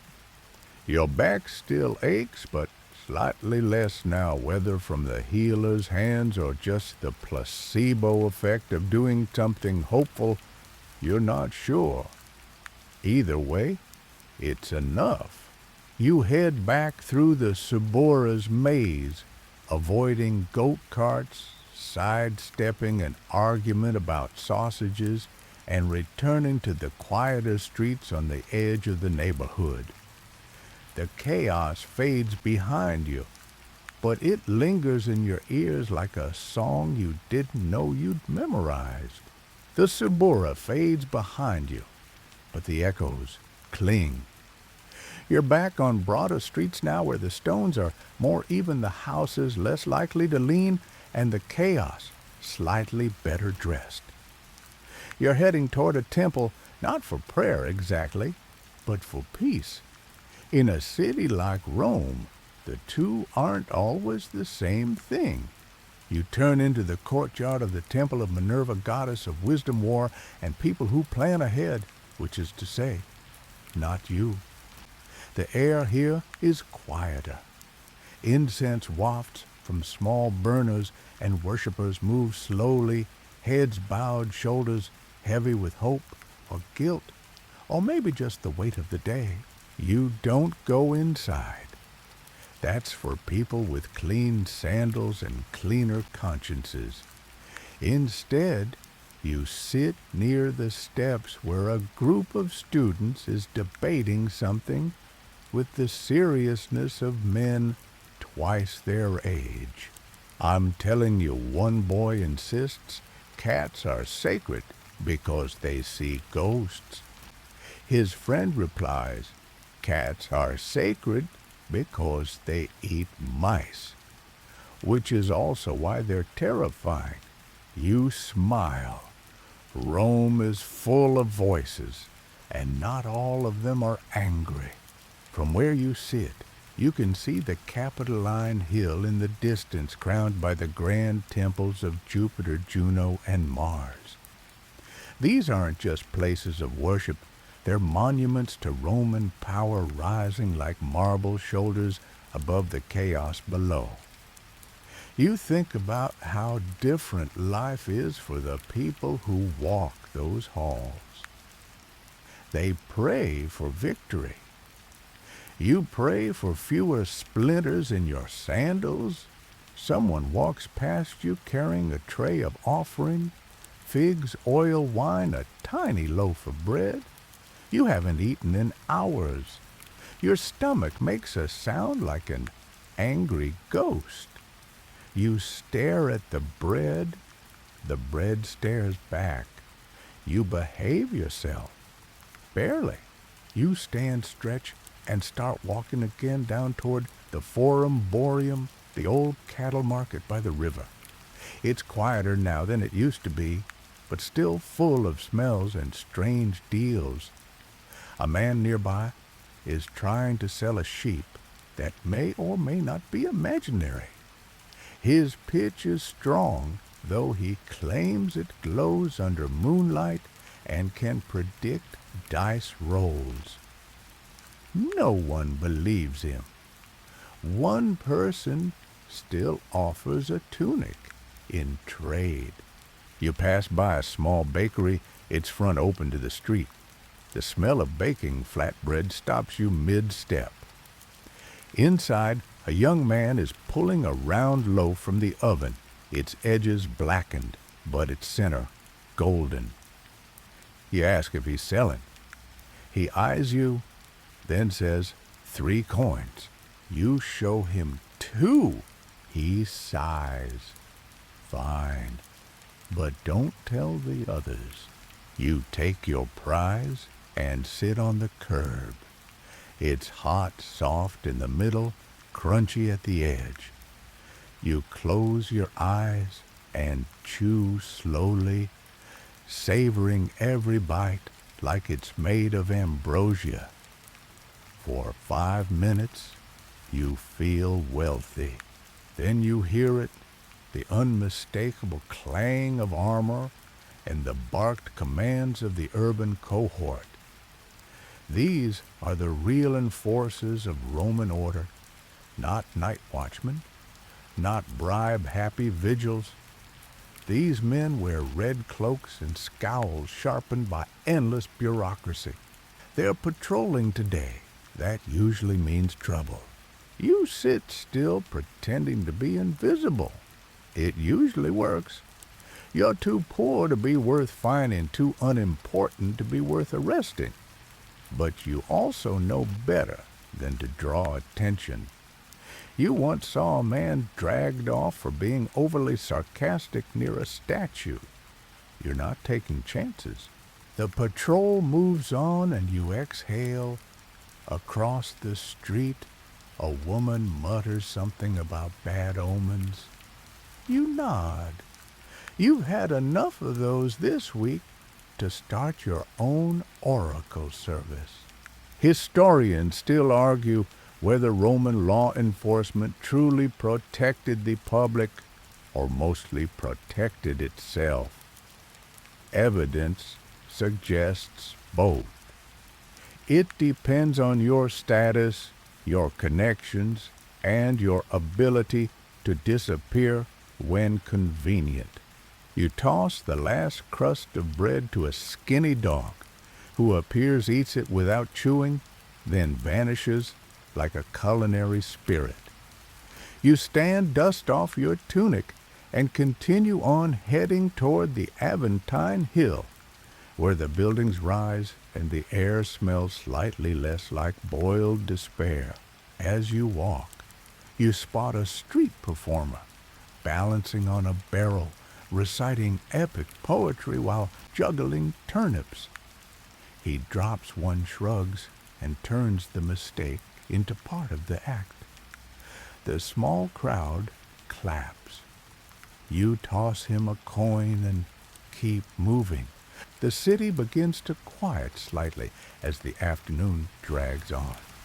Shadows lengthen. The heat softens.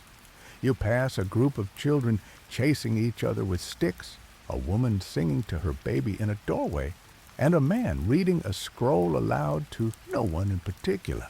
It's either a poem or a legal complaint. The difference in Rome is often unclear. You sit on a low wall and stretch your aching legs. The city buzzes gently around you. Somewhere someone is shouting. Somewhere else someone is laughing. You smile, because despite everything, the filth, the fear, the fire, the fish sauce, you are still part of it. Rome may not love you, but it hasn't spat you out yet. Evening again.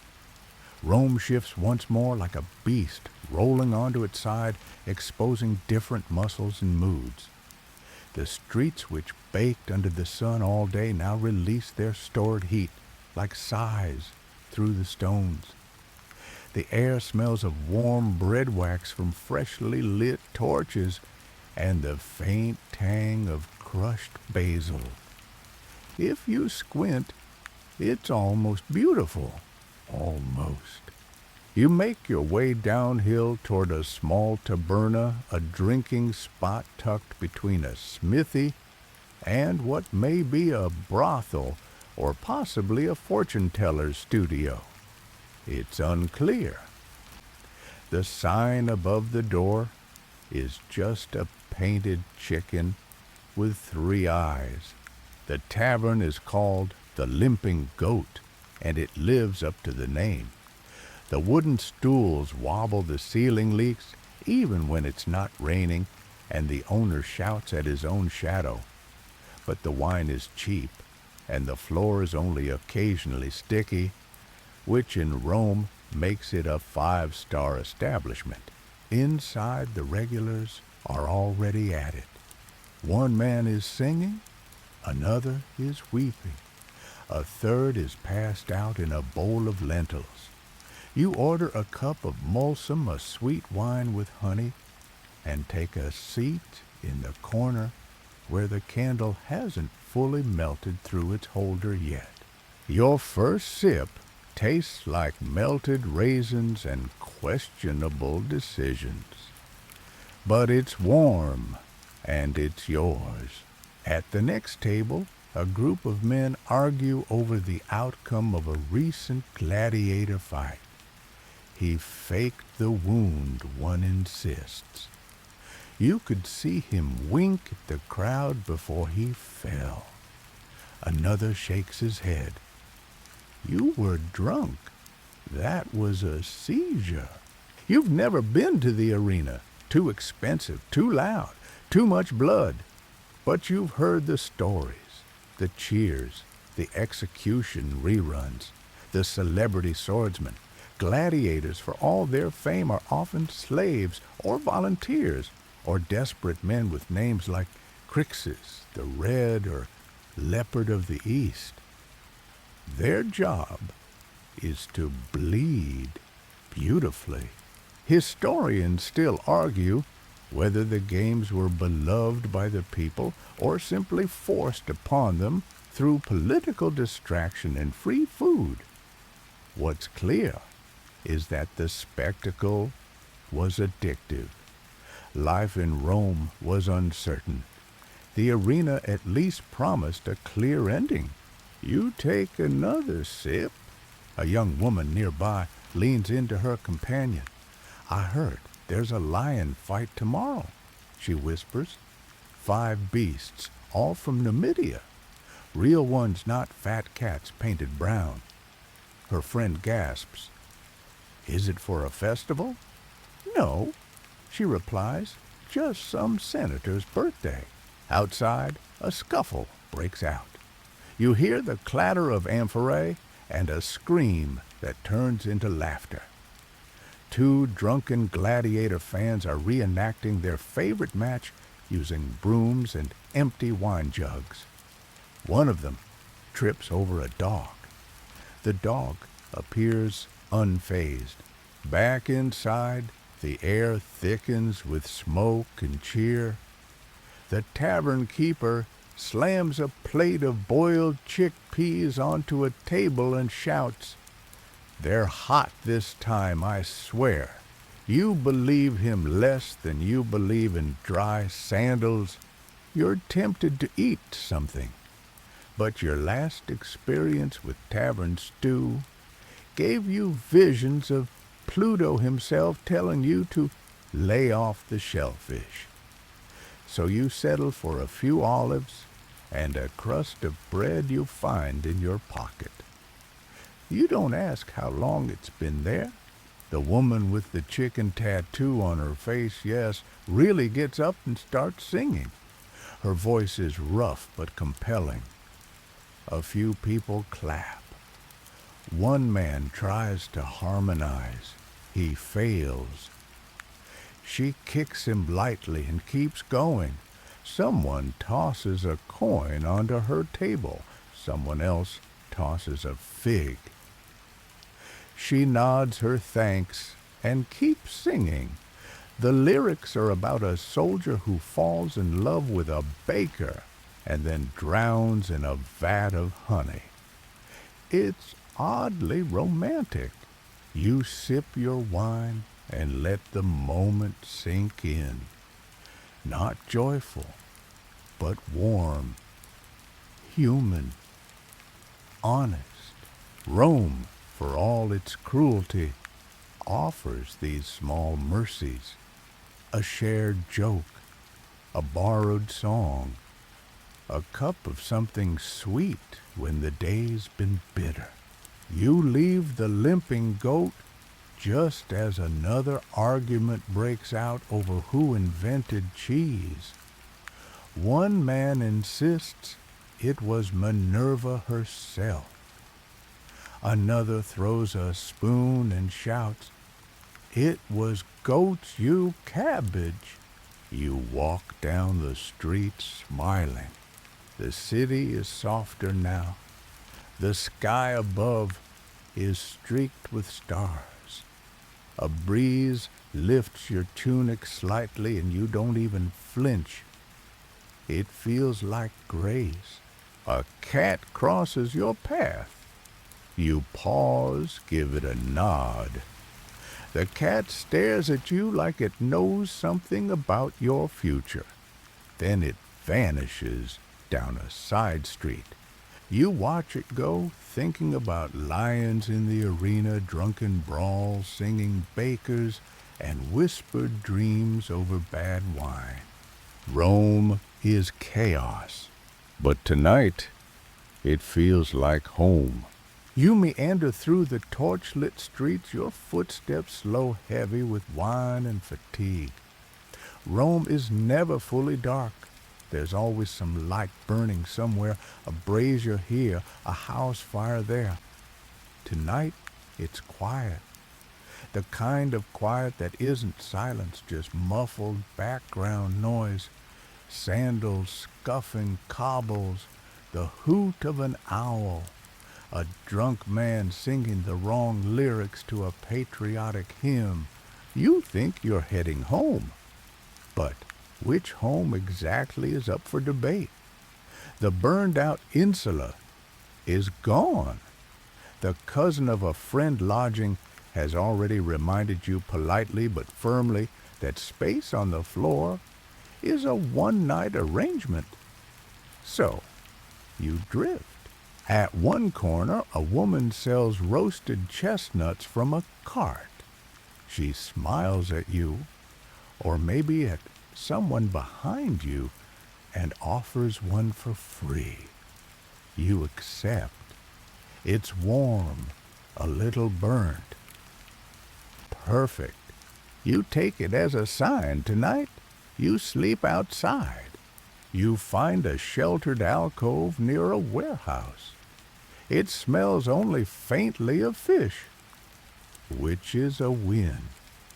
You curl up against the stone, wrap your arms around your knees, and let your mind wander. Not far from you, a small group of men in tattered tunics huddle together. They pass a skin of wine between them and speak in hushed tones about work food and which temples offer the best leftovers. One gestures toward a building and says, "That one's always good for broken bread on Saturnalia."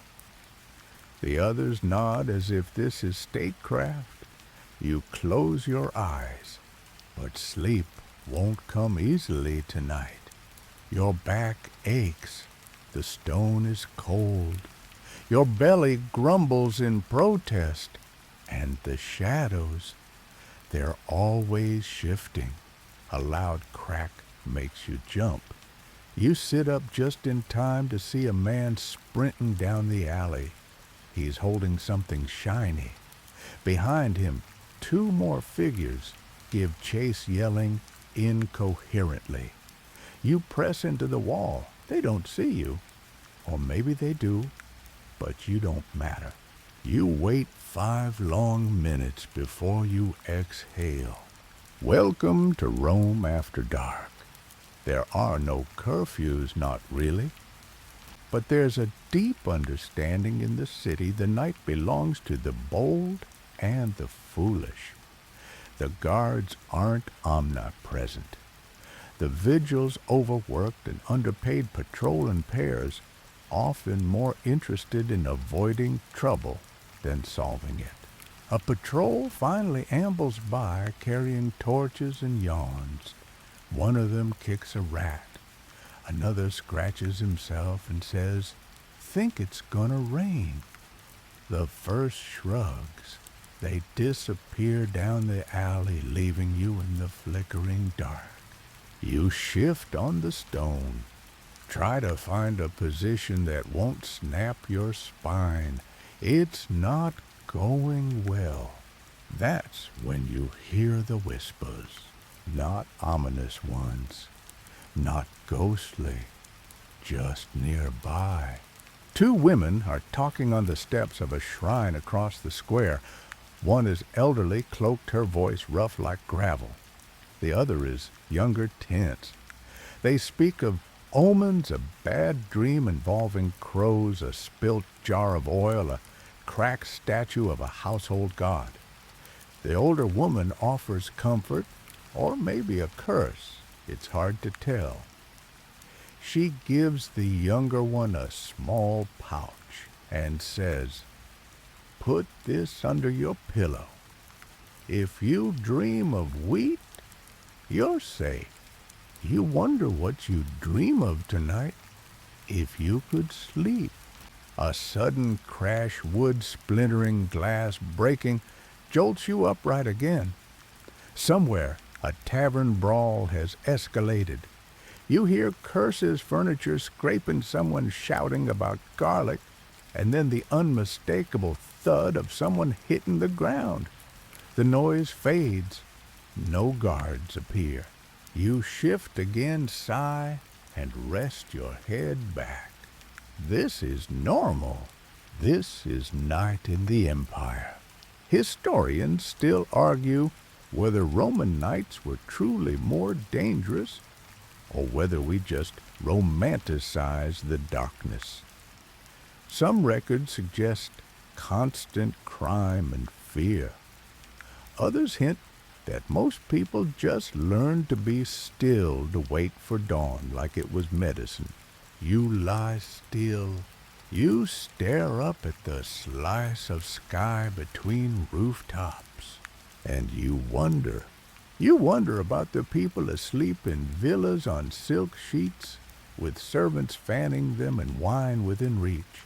You wonder about the gladiator with a broken rib and tomorrow's fight ahead, about the baker rising in 2 hours to light the ovens, about the child dreaming of gods they can't yet name.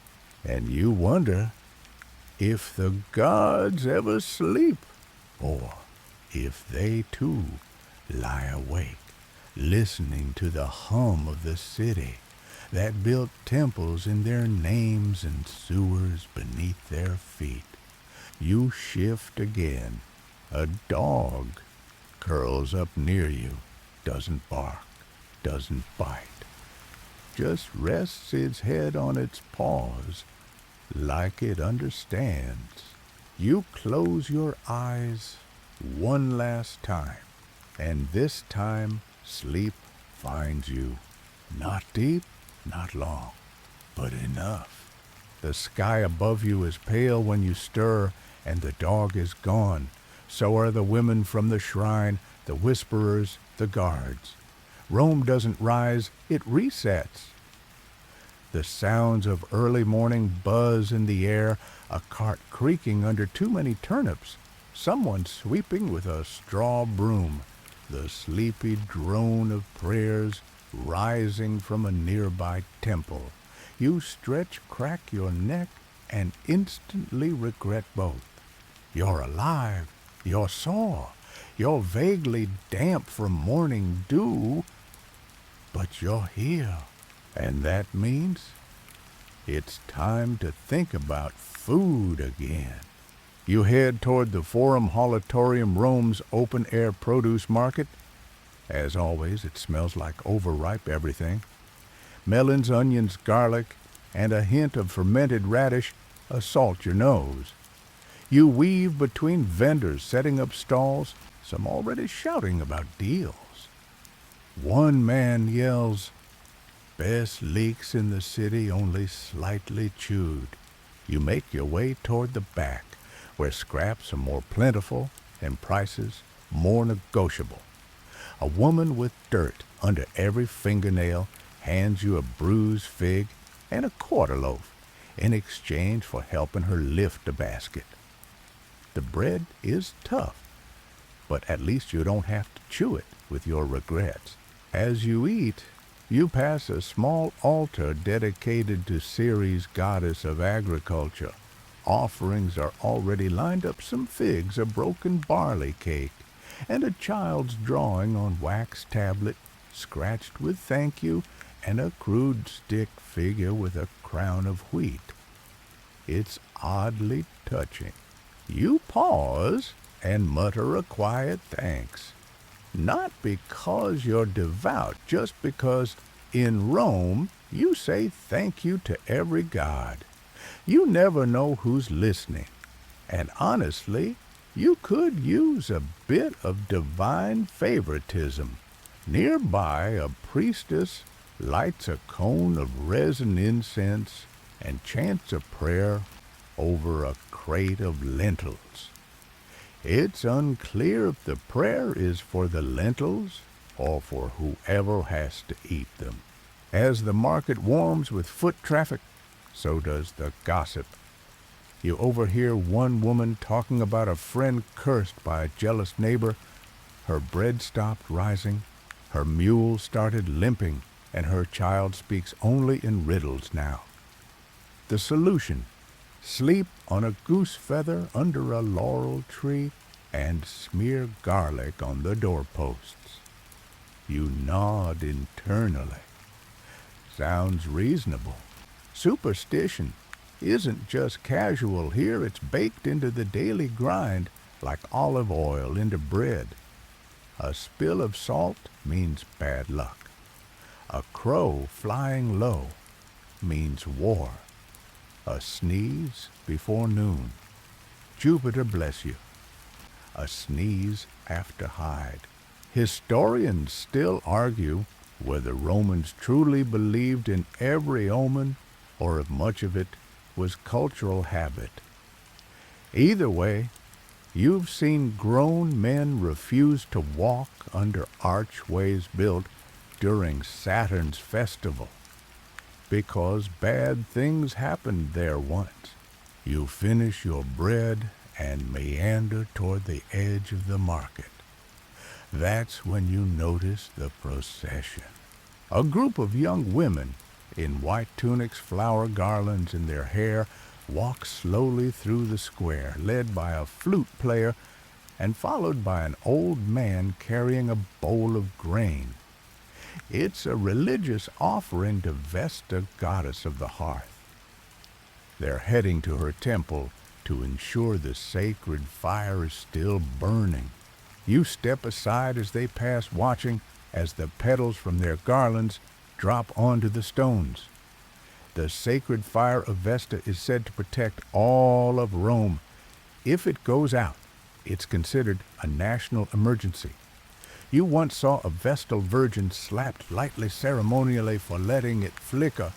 Even the gods, it seems, expect punctuality. As they disappear into the crowd, a man next to you mutters, "At least someone's got the gods' attention." You nod, then sneeze. Loudly, the man gasps. Afternoon sneeze. Mars is watching. You look up at the sky. It's barely mid-morning. Still, you whisper an apology to Mars just in case. Rome's relationship with its gods is a complicated courtship part. Fear part. Duty part. Family tradition. You make sacrifices. You light incense. You mutter the right phrases at the right moments, because if you don't and something goes wrong, well, it's your fault now. You wander into a quieter part of the city where shrines line the roads like ancient vending machines of divine favor.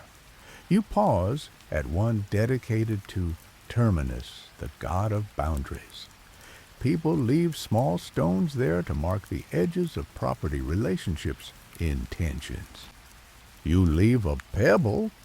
You're not sure what boundary it marks, but it feels right. The sun climbs higher.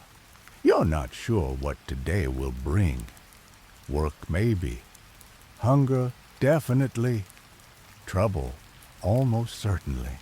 But for now, in this strange city of gods, ghosts and goats and togas, you have fig juice on your fingers, a little bread in your belly, and no one's yelling at you. That counts for a good morning. By midday, you find yourself drifting back toward the center of the city, not out of purpose, but momentum. The streets are louder now, hotter. The shadows have shrunk to slivers beneath awnings, and the air tastes faintly of dust and old onions. Welcome to high noon in Rome, where the sun isn't so much shining as it is publicly scolding everything it touches. You pause under the narrow eave of a bakery, catching a moment's relief from the heat. The baker's son is fanning the oven with a reed fan, his face shiny with sweat and soot. "Too hot to bake," he mutters, still baking. You move on, passing a statue of Janus, the two-faced god of beginnings and doorways. One face smiles, the other frowns. It's a good visual metaphor for the empire as a whole. As you round a corner, you stumble literally into the daily reality that powers Rome, but rarely makes it into the heroic statues, the enslaved. Dozens of them, hauling crates, cleaning alleys, polishing marble columns for people who will never notice them. A young woman stoops beside a marble threshold, scrubbing it with a worn brush. She glances up as you pass. Her eyes are clear, but distant. Behind her, a boy no older than 12 carries a basket nearly as tall as he is. He stumbles. No one helps him. Rome is magnificent, yes, but that magnificence rests heavily on backs like theirs. Historians still argue whether slavery in Rome was more benevolent than in other cultures. There were paths to manumission, some legal protections, even cases of enslaved people gaining influence. But when you're being sold at market next to a pile of onions, benevolent feels like a bad joke. You pass the slave market not far from the Forum. It's quieter today. A few men stand near a platform, arms folded. A woman with ink-stained hands stands alone, a placard hung around her neck that reads, "Reads, writes, cooks." She stares at the ground. A man near you murmurs, "She'll go fast." You keep walking. There's nothing to do here but feel useless. Farther on, you find a small plaza shaded by sycamores. A handful of children play dice on the ground while a man sells honey cakes from a cart that looks like it's been hit by at least 2 chariots and a small god. You approach. How much you ask? He eyes your tunic, your sandals, your sweat-soaked dignity. 2 coins, he says. You hold up one. He sighs, hands you a slightly crumpled cake, and adds, "Eat it fast before the bees do." You take a bite. It's sticky sweet and tastes vaguely of joy. You sit on a low step, licking your fingers while watching the city swirl around you. A woman with a fruit basket on her head sings as she walks. 2 men argue about aqueduct pressure. Someone nearby sneezes and immediately begins apologizing to Apollo. Then a crash. Not loud, more like a plunk. You turn to see a man fishing something out of a gutter with a stick. "Lost my ring," he explains, though. His tone suggests this isn't the worst thing that's happened to him today. You help him retrieve it. It's bronze worn smooth, probably more sentimental than valuable. He thanks you with a nod and a fig. You eat it. It's moments like this that define your days.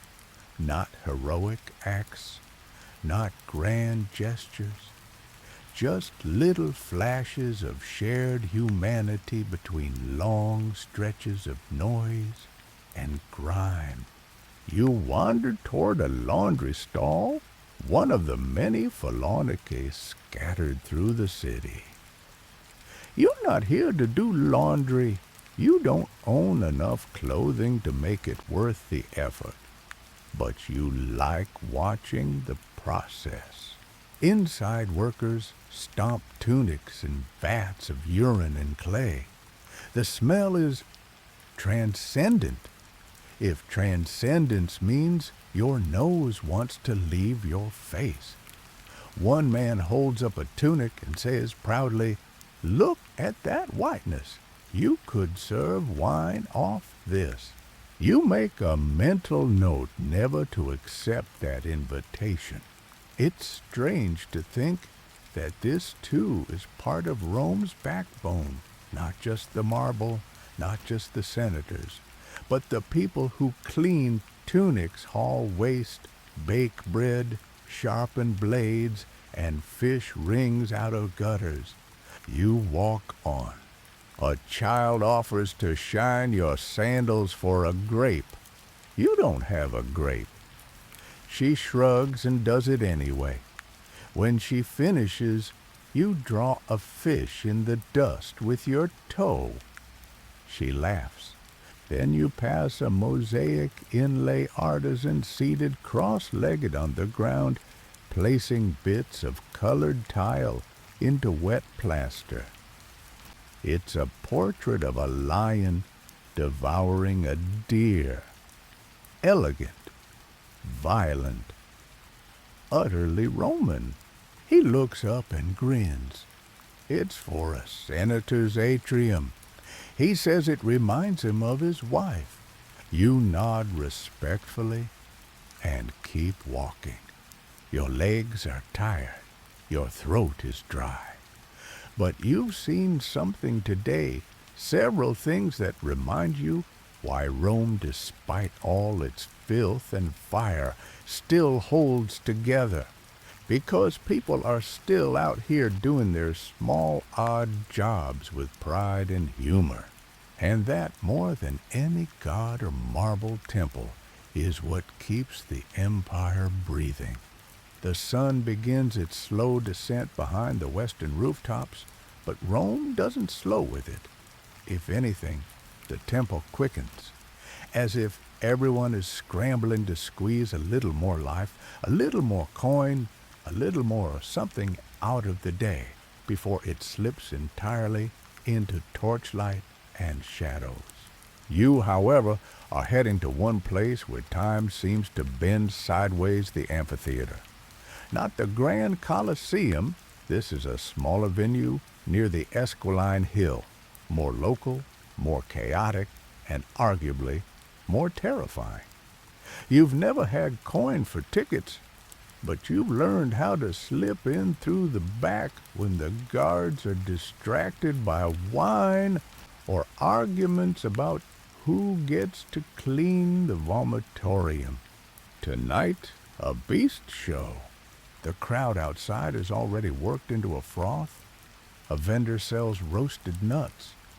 Another is hawking commemorative figurines of the featured gladiator Marcus of the Lightning Elbow, or so his tunic claims. A boy chants "Blood for Mars" while balancing on a barrel. You duck past them eyes low and slip into a side alley that smells like hay, sweat, and dread. Inside, you find your usual perch, a crumbling section of wall with a cracked view of the arena. From here, you can see everything: the worn sand, the barred gates, the stands packed with spectators eager to see something die. The air buzzes with anticipation, and flies, trumpets blare. A beastmaster struts into view, all swagger and lion scars. He waves, the crowd roars, and then the gate rises. Out charges a bear, not a massive northern bear, but big enough. Snarling, muzzled sort of, dragging a length of chain that rings like a warning bell. The beastmaster dances around it, whip cracking, while the crowd whoops. You glance at the children in the audience. They're giggling. One mimics the bear's roar. You've seen enough. You slip out through the alley again, past a man vomiting wine onto his own sandals, past a woman selling miracle ointment for arena-induced anxiety, past the guards who now argue about whose cousin tried to seduce a Vestal virgin. The arena, you think, is the most Roman place in Rome. Historians still argue whether gladiator and beast shows were acts of state-sponsored cruelty or just entertainment for the masses. Either way, the audience came for blood, and they usually left full of bread wine and the conviction that Rome was unbeatable. But tonight, that conviction feels hollow. You wander toward a nearby temple, seeking a moment of silence to rinse your brain. You find one a shrine to Pietas, the goddess of duty and devotion. No one else is there. You sit on the cool steps and watch the sky deepen. Someone has lit a row of oil lamps, and their warm flicker glows against the columns like fireflies frozen in mid-air. You breathe slowly, the kind of breath you didn't know you were holding all day. A poet arrives, sits nearby, and without even acknowledging you, begins muttering lines under his breath. He's composing something. You catch bits Sweat of the Wolf, Marble Dream, Empire in Sandals. It doesn't rhyme. You like it anyway. You glance down at your hands, cracked knuckles, dirt under your nails, a scar you don't remember earning. Your hands, like the city, are worn but working. A beggar hobbles past dragging a broken cart full of bones and discarded amphora shards. You offer him your last fig. He takes it with a nod and mutters, "Venus bless you." You're not sure why Venus, but blessings are blessings. You sit there for a while longer, until a young legionary approaches the shrine, kneels, and places a sprig of laurel at Pietas's feet. He says nothing, just touches the base of the column bowls and walks away into the growing dark. You wonder where he's headed. A border war guard duty, home to his mother with bad knees and too many prayers. And then you realize something. For all its brutality, its noise, its smells and chaos and vinegar wine, Rome still has these moments. Small, almost imperceptible flickers of grace. A shared fig, a muttered poem, a boy watching the bear and not cheering. You rise from the steps. Your legs ache. Your stomach is back to complaining. Your tunic still smells like regret. But your mind feels, if not clear, then at least less tangled. As you walk, torchlight guides your steps, one flickering circle after another. You pass a woman holding a sleeping baby, humming a lullaby that sounds older than the city itself. You pass a man sweeping his shop entrance with the slow care of someone who takes pride in doing the simplest task well. And as the arena roars again in the distance, another cheer, another death, you walk in the opposite direction. Toward quiet, toward tomorrow. You don't know why your feet take you there, but they do. Past the market's closing stalls, past the alley where someone is very clearly arguing with a goat, and up toward the edge of the Aventine Hill where the breeze feels cleaner, the noise thinner, and the smells more vegetable than animal. It's not where people like you usually go. The Aventine is home to the better off, the respectable plebeians, retired soldiers, with modest villas, grain merchants, maybe a minor poet with an inheritance. But you're not here to make trouble. You're here for the view. There's a quiet corner by a cypress grove, half shaded and half forgotten, where you can see the Tiber River winding like a dusty ribbon through the city. You perch on a stone wall, legs dangling, and watch Rome pulse below. From up here, the city is magnificent. Even the trash-strewn alleys look like veins in marble. You see temples glowing in the fading light, the Forum stretching like a fossil of power, the circus, the aqueducts, the domes and roofs, everything baked golden by the setting sun. It's breathtaking for 5 seconds. Then you sneeze. There's dust everywhere, and also something in your nose from a nearby fig tree. that you may or may not be allergic to. You rub your face with a sleeve that smells faintly of vinegar and roasted turnip. Still this moment, this one's worth holding. You sit in silence until you're joined by an old man with a crooked back and a wheezing laugh. He doesn't speak at first, just settles beside you and starts peeling a boiled egg with slow, deliberate fingers. After a while he says, "Empire looks prettier from this distance." You nod. He continues, "You see a palace from up here, but get too close. You'll notice it leaks when it rains." You glance at him. "And the sewers?" He grins. "Ah, the finest in the world, and they still stink." He offers you half his egg. You hesitate, then accept. It's plain dry and perfect. "Name's Lucius," he says. You tell him yours. He points toward the river. You know they used to throw unwanted gods in there.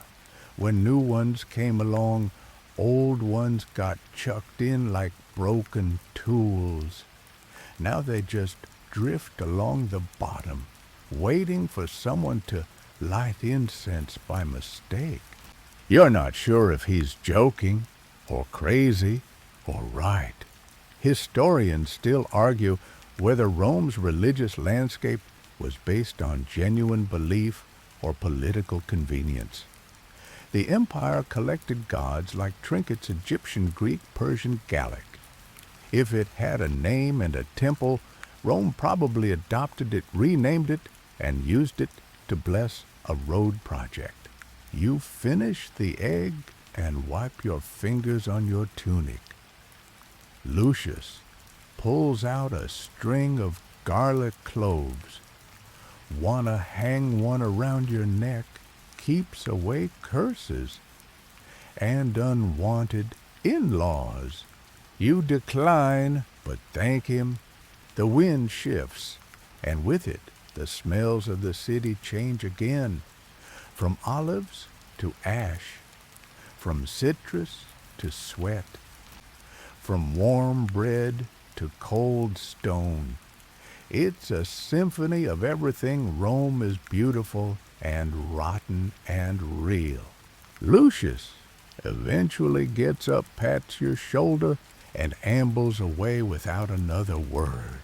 You stay a little longer, watching the lights flicker on one by one across the city like stars being remembered. Somewhere a torch is being lit in a temple. Somewhere else a tavern door is opening. Somewhere someone is crying. Someone is praying. Someone is laughing too hard at a joke that wasn't funny. And all of it is Rome. You let out a slow breath and lean back against the warm stone. You're not rich. You're not powerful. You're not likely to be remembered. But you are here. And for a city that has chewed through emperors, generals, philosophers, prophets, and plumbers with equal indifference, that's no small feat. You stand, stretch your back, and take one last look at the skyline, and then you descend back into the city where the gods watch the drains gurgle, and someone is probably about to spill wine on your feet. Welcome home. As night drapes itself over the rooftops once more, you find yourself navigating by instinct. The familiar scent of warm oil and dust, the faintest trace of incense drifting from a shrine, the distant clatter of dice on wood. These are your stars, constant, chaotic, and weirdly comforting. You pass a torchlit plaza where a group of young men are gathered around a makeshift table. It's a dice game. Tally, the Roman favorite, played with knucklebones and the promise of either fortune or a black eye. One man has already lost his sandals.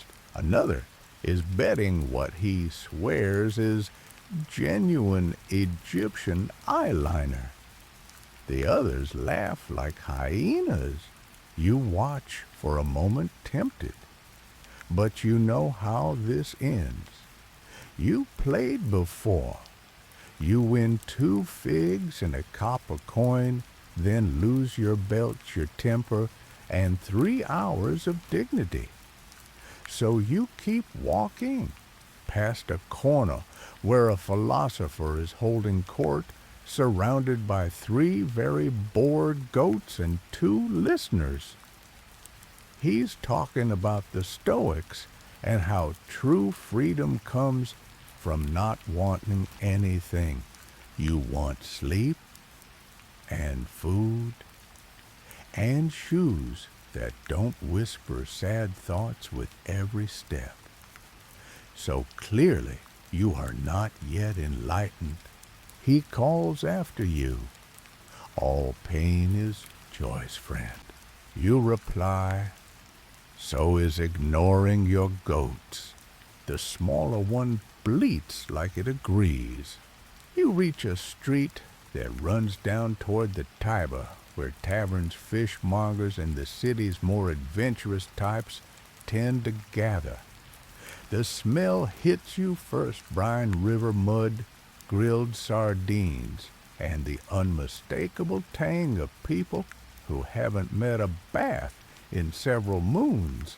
You pause at a stall selling spiced chickpeas, and for a single copper, the vendor fills a clay bowl for you.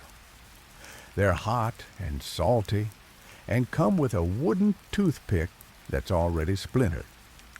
Still, you eat greedily, letting the warmth chase the fatigue from your limbs. Around you, the city hums with stories. A street musician plays the lyre fingers nimble, despite his missing tooth and tunic hole big enough to qualify as a window. A couple dances awkwardly nearby, he's drunk, she's not, and somehow they make it work. 2 women pass, one carrying a jar of honey, the other lecturing her on the dangers of dating men who quote Homer. They always cheat, she insists, even the ones who can't read. You finish your chickpeas, toss the bowl, and continue toward the riverbank. There, a group has gathered around a public storyteller, a man with silver-streaked hair and a voice like worn sandals on gravel. You settle onto a nearby crate as he begins. It was a night like this, he says, when Romulus looked up and saw the vultures.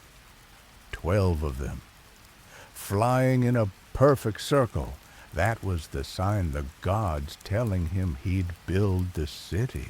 Someone asks, what happened to the 13th vulture? The storyteller winks. He became a tax collector. The crowd laughs. You do too.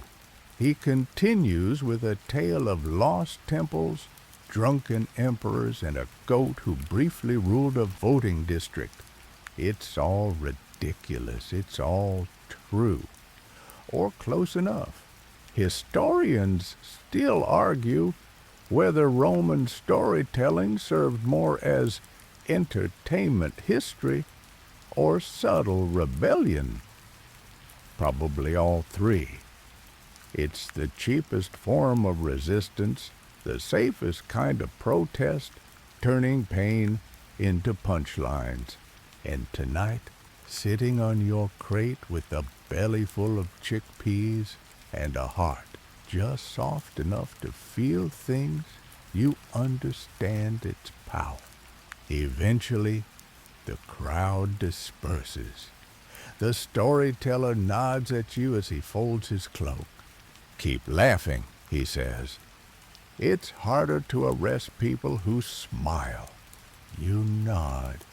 You wander back through quieter streets now where laundry flutters in the breeze like surrender flags. A child peeks from behind a curtain. A cat patrols a wall like it owns the empire. You find your spot for the night, an alcove tucked between a bakery and a bathhouse, sheltered quiet and only mildly haunted by the ghost of burned bread. You lie down. Tomorrow will bring more walking, more hauling, more bargaining, more bruises. But tonight, you have chickpeas in your teeth, a story in your head, and the fading sound of laughter still ringing in your ears. And in Rome, that's more than most. The night is warmer than usual, and sleep clings to you like the city's grime fitful broken, but better than none. You wake as the sky shifts from indigo to ash gray, the very first hint of Rome's morning machine starting to whir. Somewhere nearby, a rooster screams its existential dread into the street. Another answers. Then a third joins in for no reason other than pure spite. You rise, your joints snapping like overused hinges. A baker's apprentice is already up sweeping flour off a threshold with the urgency of someone trying to impress a future father-in-law. The smell of fresh bread reaches your nose, warm, yeasty, slightly singed. Your stomach grumbles loudly. You approach the door and lean just enough into view to be noticed. The apprentice eyes you, sighs, and tosses you the heel of a still warm loaf. It's crisp on the outside, soft on the inside, and slightly burnt on one corner. Perfection. You chew slowly, wandering aimlessly. Rome is still half asleep. The upper class won't rise until the sun's had its say. But for you and the other plebs, the workday starts now, or more accurately continues, since there's no real start or end to the hustle when your survival depends on never stopping. Today, you're off to do masonry patchwork, plugging cracks in a wall that's threatening to become more scenic than structural. It's for a minor temple, a shrine to Mephitis, goddess of noxious fumes. Fitting, really. You've smelled the place before. At the sight, you're greeted by an old foreman who looks like he was born from mortar. He grunts in approval at your presence, then gestures toward a stack of stone that needs realigning. You get to work hands raw before the second hour hits. The sun climbs. The dust sticks to your sweat like irony. And then you hear it, the clear, sharp tones of a woman's voice floating through the temple's colonnade. It's the priestess offering the morning chant. Her voice slices through the air like a silk thread weaving between the clanks and groans of labor. She's young, or maybe just well rested.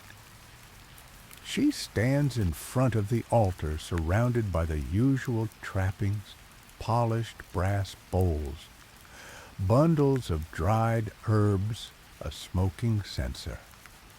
Her chant ends with a low hum that makes your skin prickle. You pause. The foreman notices. Don't fall in love. She worships a goddess who smells like boiled vinegar and swamp gas. You keep working. Later, during a short break, You catch the priestess sprinkling crushed rosemary and garlic over the threshold. A worker jokes that it smells like dinner. She doesn't laugh. She sees you watching and nods. Not a smile, just acknowledgement. It's more than most people give you. You spend the rest of the morning hauling stone, fixing cracks, and trying not to breathe too deeply near the offering urns. A fellow laborer tells you a story, half serious, half myth, about how Mephitis once killed a man for mocking her breath. His ghost now haunts outhouses and public bath drains. You snort. Not because it's funny, but because it's the most Roman thing you've heard all week.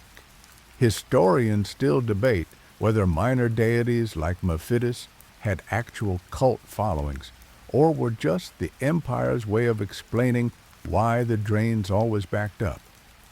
What's clear is that in Rome, everything has a god, mud, mildew, even morning breath, and they all demand respect. You finish your shift, late afternoon shoulders screaming and palms stinging from fresh blisters. The foreman grunts again and tosses you a coin only slightly dented and a dried fig. You eat it slowly on the temple steps. The priestess passes by again. This time she speaks. Your repairs will hold, she says. You nod. Until the next tremor. She shrugs. Everything breaks in time. That's why we rebuild. You don't know if it's wisdom or just something she tells tourists. But either way, it lands. You head back toward the city center, passing a sculptor's workshop along the way. Outside, a young man is chiseling a relief of a victorious general. It's poorly proportioned. His horse looks more like a concerned dog, but he's working hard. A passerby comments, "Looks like Mars if he lost a bet." The sculptor glares. It's still drying. You smile just a little. Further down, you pass a public latrina, and the smell reminds you that for all its gods and monuments, Rome is still very much a city of the living and everything that comes with it. Inside, men grunt curse and swap gossip. Someone says a senator was caught with a vestal. Someone else adds, it's his third offense. No one is surprised. You splash your face at a nearby fountain. The water is cold, refreshing, possibly cursed. And as the shadows stretch long across the stones and the orange of sunset begins to kiss the rooftops, you feel the weariness in your bones settle into something quieter. Not pride, not happiness, but a kind of peace. You made it through another day, and in Rome, that still counts as winning. You walk the slow road back toward the edge of the Forum, passing torchbearers lighting sconces along walls as dusk rolls in. A thin veil of smoke clings to the air, probably from the burnt offering fires, possibly from someone's dinner ambitions going very wrong. The city is shifting again into evening, that strange in-between time where everything feels less official and more human. Your feet lead you to a familiar stretch of wall pockmarked and chipped from years of graffiti. You smile.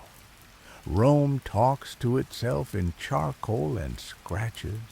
Scrawled across the stone in uneven Latin are the city's real thoughts, crude jokes. declarations of love, warnings, curses, and occasionally accidental poetry. One line reads, "Lucia stole my tunic and my heart." Return one. Another nearby simply says, "Fish sauce is not soup." Hard to argue. You take a bit of coal from a nearby pile and add your own line to the chorus.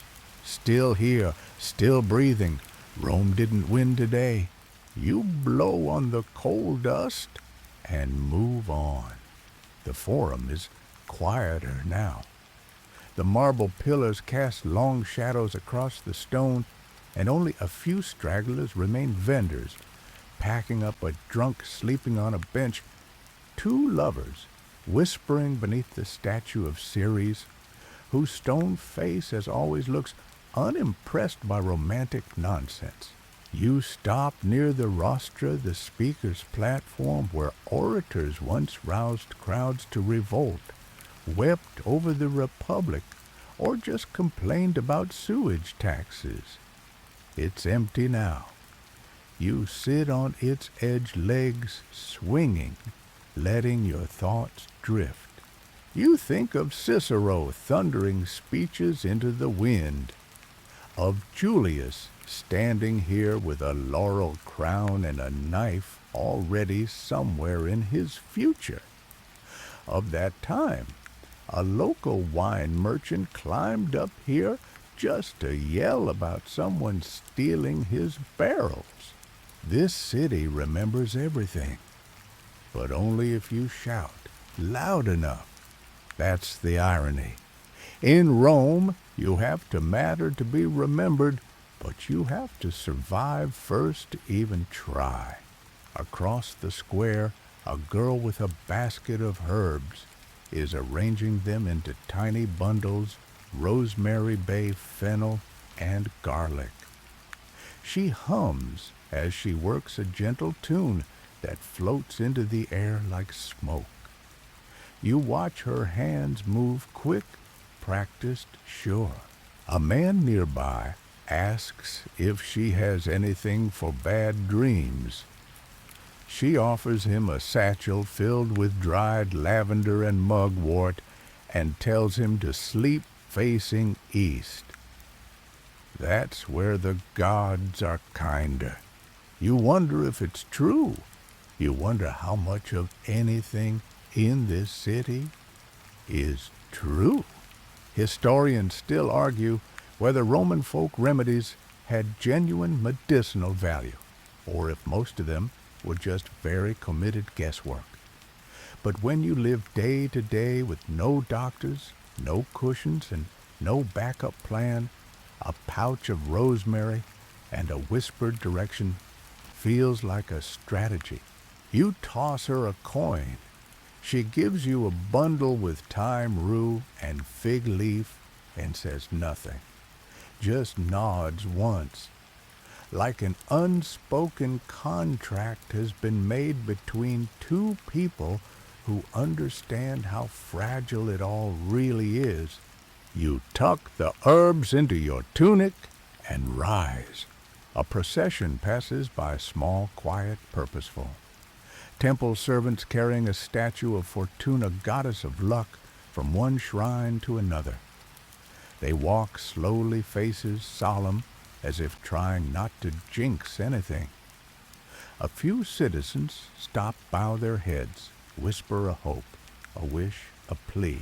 You don't say anything, but you think very loudly. You make your way back to a side street near where you stayed the night before.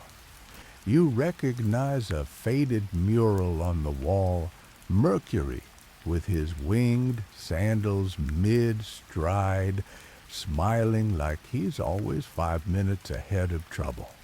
You lean against the wall, pull your tunic tighter, and let your body relax.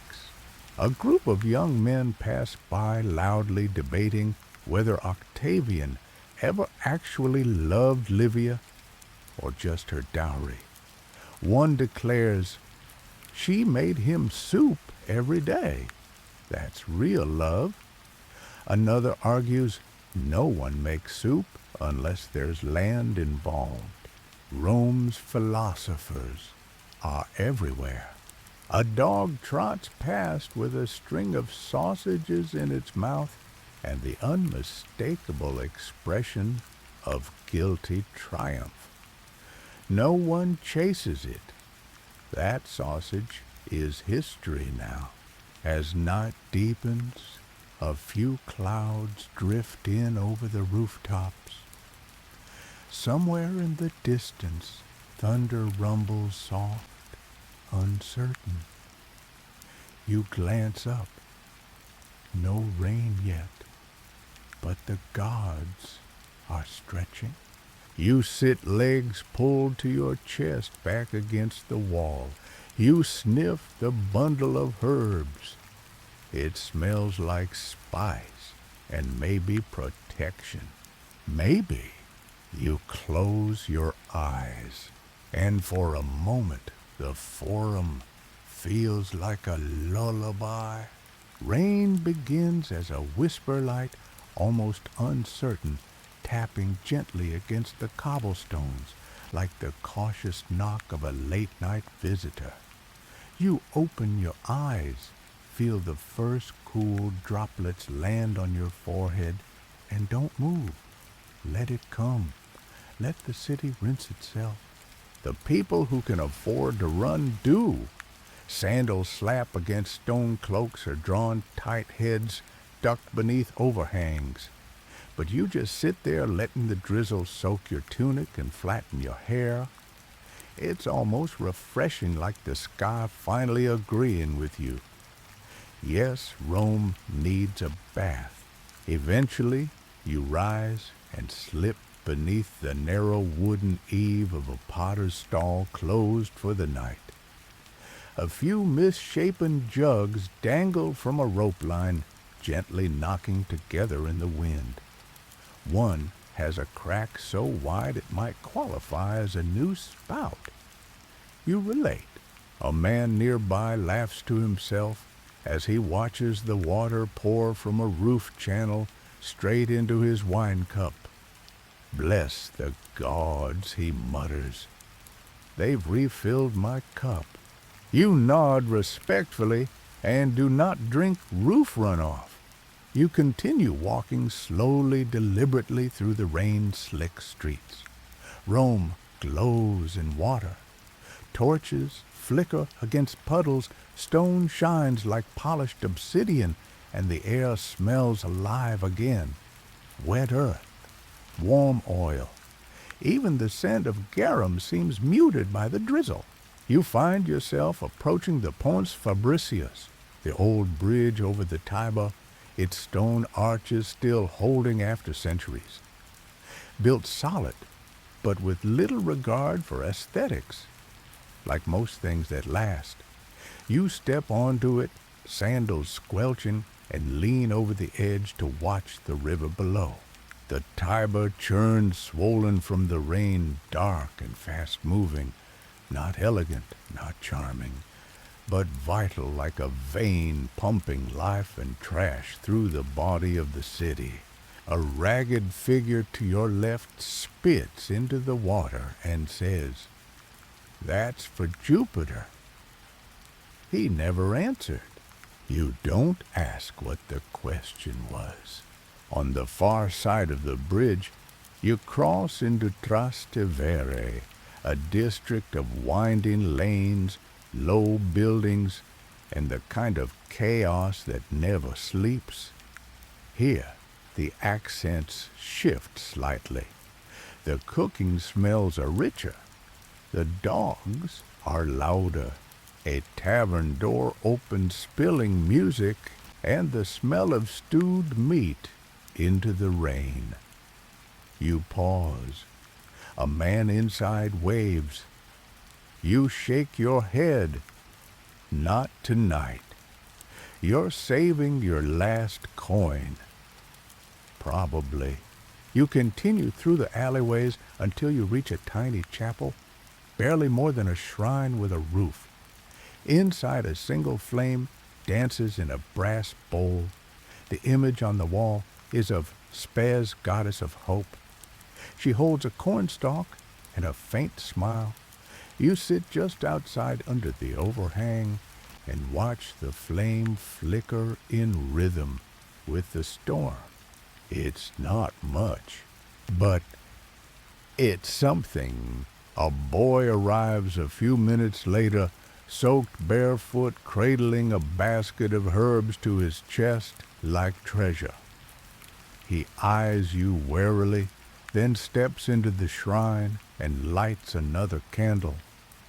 He mutters something under his breath, a name, a prayer, a wish.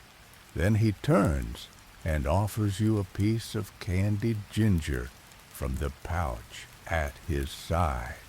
You take it. It burns your tongue and warms your throat all the way down. It's the best thing you've tasted in days. He leaves without a word. You stay. The rain begins to ease, and with it the city breathes again. You hear shutters open, the scraping of chairs back onto patios, the first hesitant notes of a lyre in a nearby window. You rise slowly and step back into the open, feeling the slick stones beneath your feet like familiar terrain. You walk without destination, now weaving past dripping statues and wet mosaics, past street dogs shaking out their fur, and women wringing out their aprons, past a man trying to relight a torch with a flint, and increasingly strong opinions about Jupiter's work ethic. The city is resetting again. You pass a public bathhouse, its doors still open, as steam curling from within. A slave waves a towel.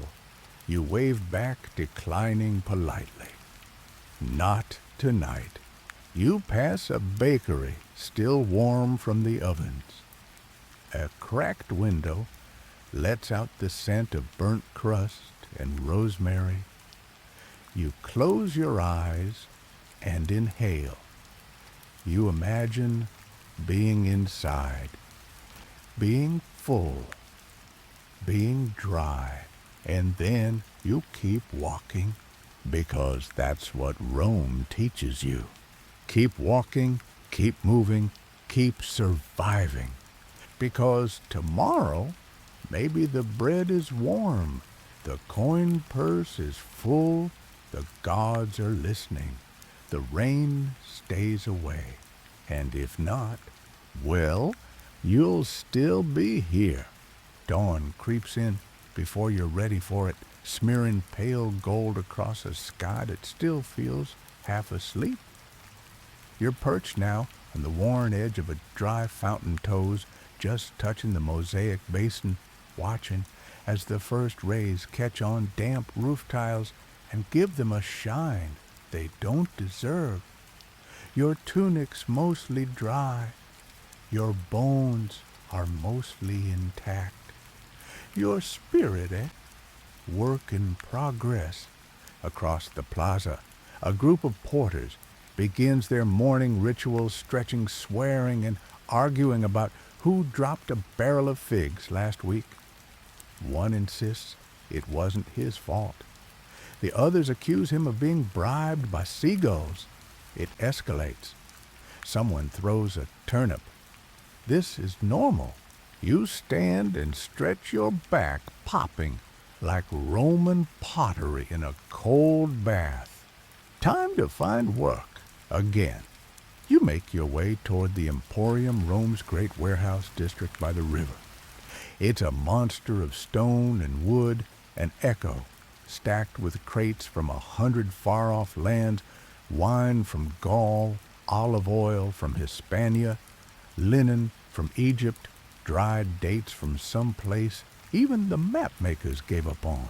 You join a line of day laborers, most of them half awake and wholly uninterested in small talk. A supervisor with a wax tablet calls out names, assignments, and occasional insults. You're waved forward and assigned to a crate team, lifting, hauling, cursing, repeating. Your crate is labeled glass. Handle with sacrifice. You're not sure if it's a joke or a warning. Inside the emporium, it's like a temple of sweat. The air is hot, stale, and filled with the constant rhythm of work crates, scraping ropes, creaking voices grumbling in 10 dialects at once. You find your groove, quickly lift, walk, don't trip, ignore the rat. By midday, you've unloaded, amphora dropped one thankfully empty, and narrowly avoided a collapse of poorly stacked grain sacks. You and your team break for lunch barley mush and a slice of soft cheese that tastes like someone once described milk to it. You eat sitting on a crate, your legs swinging. Across from you, a man with a scar down his neck is telling a story about how he once smuggled an entire goose in his tunic past a customs official. His audience is skeptical. One man asks, was the goose asleep or drunk? The storyteller shrugs. A little of both. You laugh with them. Because sometimes laughter is lighter than silence. Then the supervisor claps his hands. Breaks over. Back to the grind. The rest of the afternoon blurs into the rhythm of labor. Your arms ache. Your back protests. Your sandals develop a new squeak that sounds vaguely accusatory. But you keep going, and then, suddenly, you're done.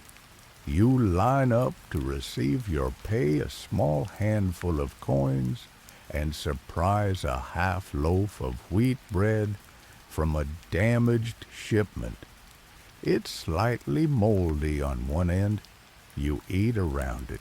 As you step out of the emporium, sun setting behind you, Rome greets you with one of her rare, quiet smiles.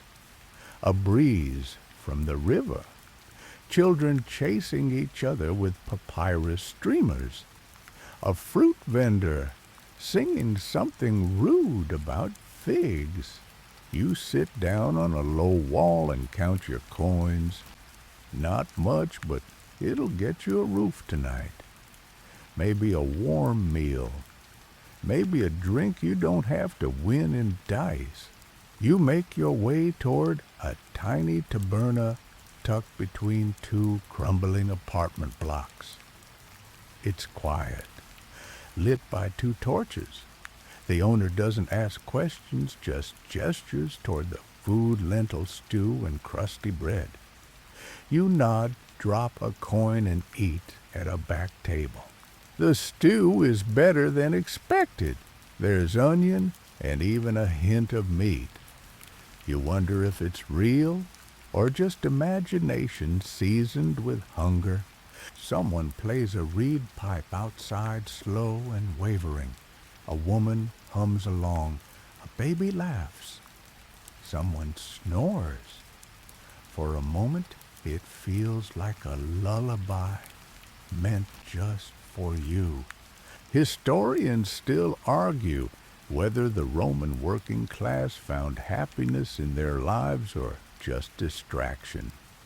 But sitting here, belly full, fingers sticky with bread, listening to a reed pipe under a soft torchlight, you start to think it doesn't matter. Happiness, distraction, survival.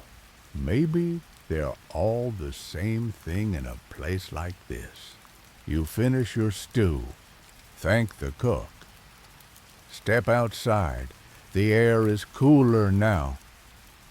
You walk slower, not because you're tired, but because for once you don't need to rush. You have a few coins, a place to sleep, no one chasing you, no bear show tonight. And for now, Rome is still standing. Night settles deep over the city as you wander through streets lit only by flickering oil lamps. The air is thick with the scent of roasted chestnuts, fresh bread, and something unmistakably sharp. Maybe a hint of vinegar, or perhaps the city itself. You find yourself near a small shrine tucked between two buildings dedicated to Janus, the god of beginnings and endings, doorways and transitions. You pause, feeling the weight of the day, the sweat, the dust, the constant hum of survival pressing on your shoulders. A merchant passes loudly, extolling the virtues of his wares, fabrics from the East, spices from the markets of Alexandria, trinkets that promise fortune or love. A child tugs at his tunic, begging for figs. You reach into your pouch and offer a copper coin. The merchant smiles, nods, and hands you a small packet of crushed rose petals. Good for love, he says, or at least for smelling better. You tuck it away amused. If only love were that simple. Nearby, an old woman crouches beside a basin, washing a threadbare tunic with a mixture of ash and herbs. She looks up and gives you a sharp smile. Careful, she warns. Rumor has it the gods are restless tonight. Watch your steps and keep your eyes open. You thank her and continue walking, senses heightened. The city feels alive in a different way, more electric, more dangerous. You pass a public latrine, its entrance guarded by a slouched figure who waves you away with a grunt. You nod politely, wondering how many secrets those walls have heard. Further along, a group of youths toss dice in the street, their laughter sharp and reckless. One of them catches your eye and winks. You smile back, feeling momentarily part of something larger than exhaustion. The night deepened. The stars emerge, scattered and cold above the city's orange glow. Somewhere, a flute plays a soft, melancholy tune. A dog barks. A bell tolls. You pause at the Temple of Fortuna, its steps worn smooth by centuries of pilgrims. Candles flicker in the alcoves. Offerings of fruit and wine lay scattered. You kneel, placing your palms on the cold stone. Fortune favors the bold, you whisper. A sudden breeze stirs the candle flames. The scent of jasmine fills the air. You stand heart lighter. Rome is vast, chaotic, unforgiving. But tonight, beneath these stars, it feels a little less so. You begin to walk again, each step a quiet promise.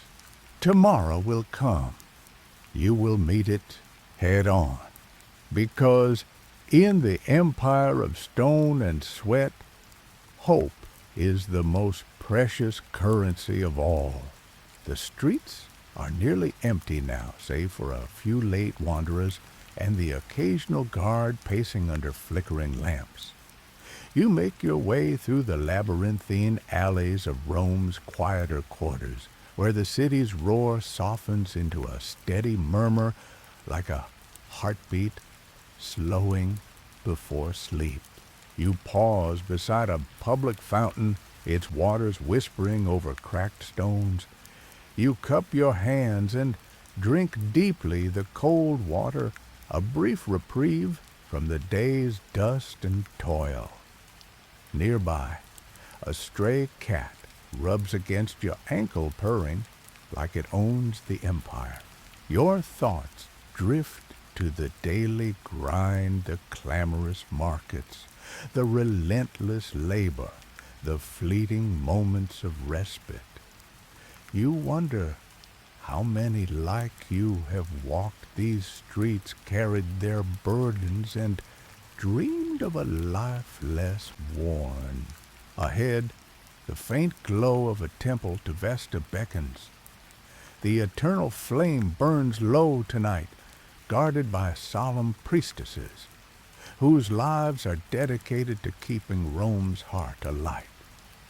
You watch them from a respectful distance, guardians of tradition, of hope, of fragile continuity. A woman nearby offers you a piece of pomegranate, its jewel-like seeds bursting with sweetness. You accept with gratitude. It tastes like the promise of something better. Historians still debate whether Rome's grandeur was built more on conquest or on the quiet resilience of its people, those who, like you, endured the grime, the hunger, the fear, day after day. You lean against a pillar, the cool marble soothing your skin. The night air carries whispered prayers and distant laughter.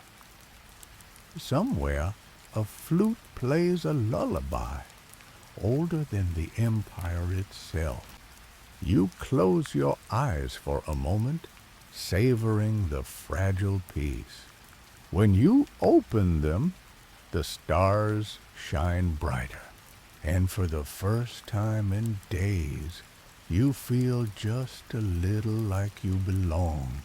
Morning breaks softly, casting long shadows across Rome's worn stones. The city stirs slow but relentless, like the tide. You find yourself in a small square where the scent of freshly baked bread mingles with the earthy aroma of wet dust. Vendors are setting up stalls, their voices rising in a chorus of haggling and laughter. You watch as a group of children chase each other around a fountain, their laughter ringing out like silver bells.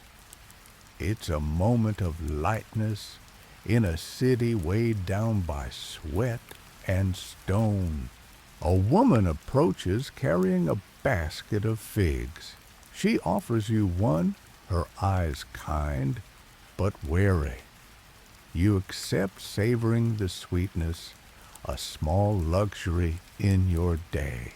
Nearby, a priestess leads a ritual to Ceres, goddess of grain and harvest. The crowd watches, some with reverence, others with skepticism. You wonder how many truly believe and how many simply hope. The city's pulse quickens as merchants arrange their wares and laborers ready for the day's work. You prepare yourself, adjusting your tunic and sandals, steeling your spirit. You think of the journey so far, the fires, the baths, the crowds, the quiet moments, and realize that each step, no matter how small, is a testament to endurance. Historians debate whether the common Roman's life was one of suffering or resilience. Perhaps it was both a complex dance between hardship and hope. As you move forward into the bustling streets, you carry with you the stories of those who came before the whispers of gods and ghosts and the unwavering heartbeat of Rome itself. The afternoon sun bathes Rome in a golden haze as you navigate the winding streets, each step echoing against the ancient stones. The city feels alive, vibrant, a patchwork of lives intertwined in chaos and order. You pass artisans shaping clay bakers, pulling loaves from ovens, and merchants hawking spices that dance on the air. You pause at a small shrine to Fortuna, her statue weathered but proud. You leave a coin in the offering bowl, a silent plea for luck, in a world that seems to demand more than fortune can give. Nearby, a group of men debate politics with fiery passion, their gestures, animated voices rising and falling like the tide. Their words are a tangled mix of idealism and cynicism, hope and resignation. You listen, catching fragments of promises and betrayals woven through their speech. A street musician plays a haunting melody on a lyre, the notes drifting through the alleyways like a balm for weary souls. Children gather swaying gently, their faces illuminated by the fading light. As evening approaches, the city slows, but the pulse never fades. Lamps flicker to life, casting warm glows on faces etched with stories of survival and dreams. You find a quiet corner, the hum of the city, a lullaby, and reflect on your journey. The hardships faced, the moments cherished, the fragile beauty of existence in this sprawling empire. Rome is not merely stone and blood. It is a living testament to endurance, to the spirit of those who walk its streets, who build and break, who dream and endure. And as night deepens, you feel a kinship with the city, a connection forged not by grandeur, but by the simple, relentless act of being present. The city exhales as night falls, wrapping Rome in a cloak of quiet whispers and flickering shadows. You find yourself once more near the riverbank where the Tiber flows steadily, carrying stories and secrets beneath its dark surface. The moon casts silver patterns on the water, fragile and fleeting. You sit on the worn stone's legs, dangling, heart-heavy, yet hopeful. Around you, the city sleeps fitfully, dreaming of empire conquest and survival. Somewhere, a dog howls softly, a lullaby to the night. You reflect on all you've seen, the grime and grandeur, the laughter and loss, the gods and ghosts that walk alongside the living. Rome is a mosaic of contradictions, each piece held together by the unyielding will of its people. In your hand, you clutch the bundle of herbs, a symbol of protection and resilience. You breathe in deeply, letting the scent ground you. The wind carries a soft chant from a distant temple, a prayer for peace in a city that knows little of it. You close your eyes, the world fading into a gentle hum, and as sleep finally embraces you, you carry with you the quiet strength of Rome, the eternal city that, like you, endures against all odds. You're safe here now, The city's chaos has softened to a distant murmur, like waves gently lapping at the shore. The sharp edges of the day have dulled, replaced by a calm that seeps into your bones. Imagine the ancient stones beneath you cool and steady. The faint scent of herbs lingers in the air, mingling with the soft night breeze. Somewhere nearby, a lone flute plays a melody so delicate it feels like a whisper from the past. Your breath slows. Each inhale brings peace. Each exhale releases the day's weight.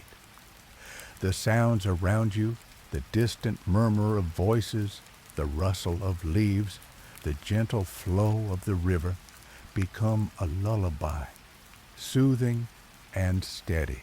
You feel the pull of sleep, gentle and inevitable. Let your mind drift on the river of time, carried by the stories of those who walked these streets long before you, their lives, their struggles, their moments of joy, all woven into the fabric of this eternal city. Rest now. Let the ancient walls cradle you. The gods watch quietly, their presence a soft promise of protection. And as your eyes close, know that you have survived another day in Rome, a city of fire and stone, of hope and hardship, of endless stories waiting to be told. Sleep deeply, dream gently, sweet dreams.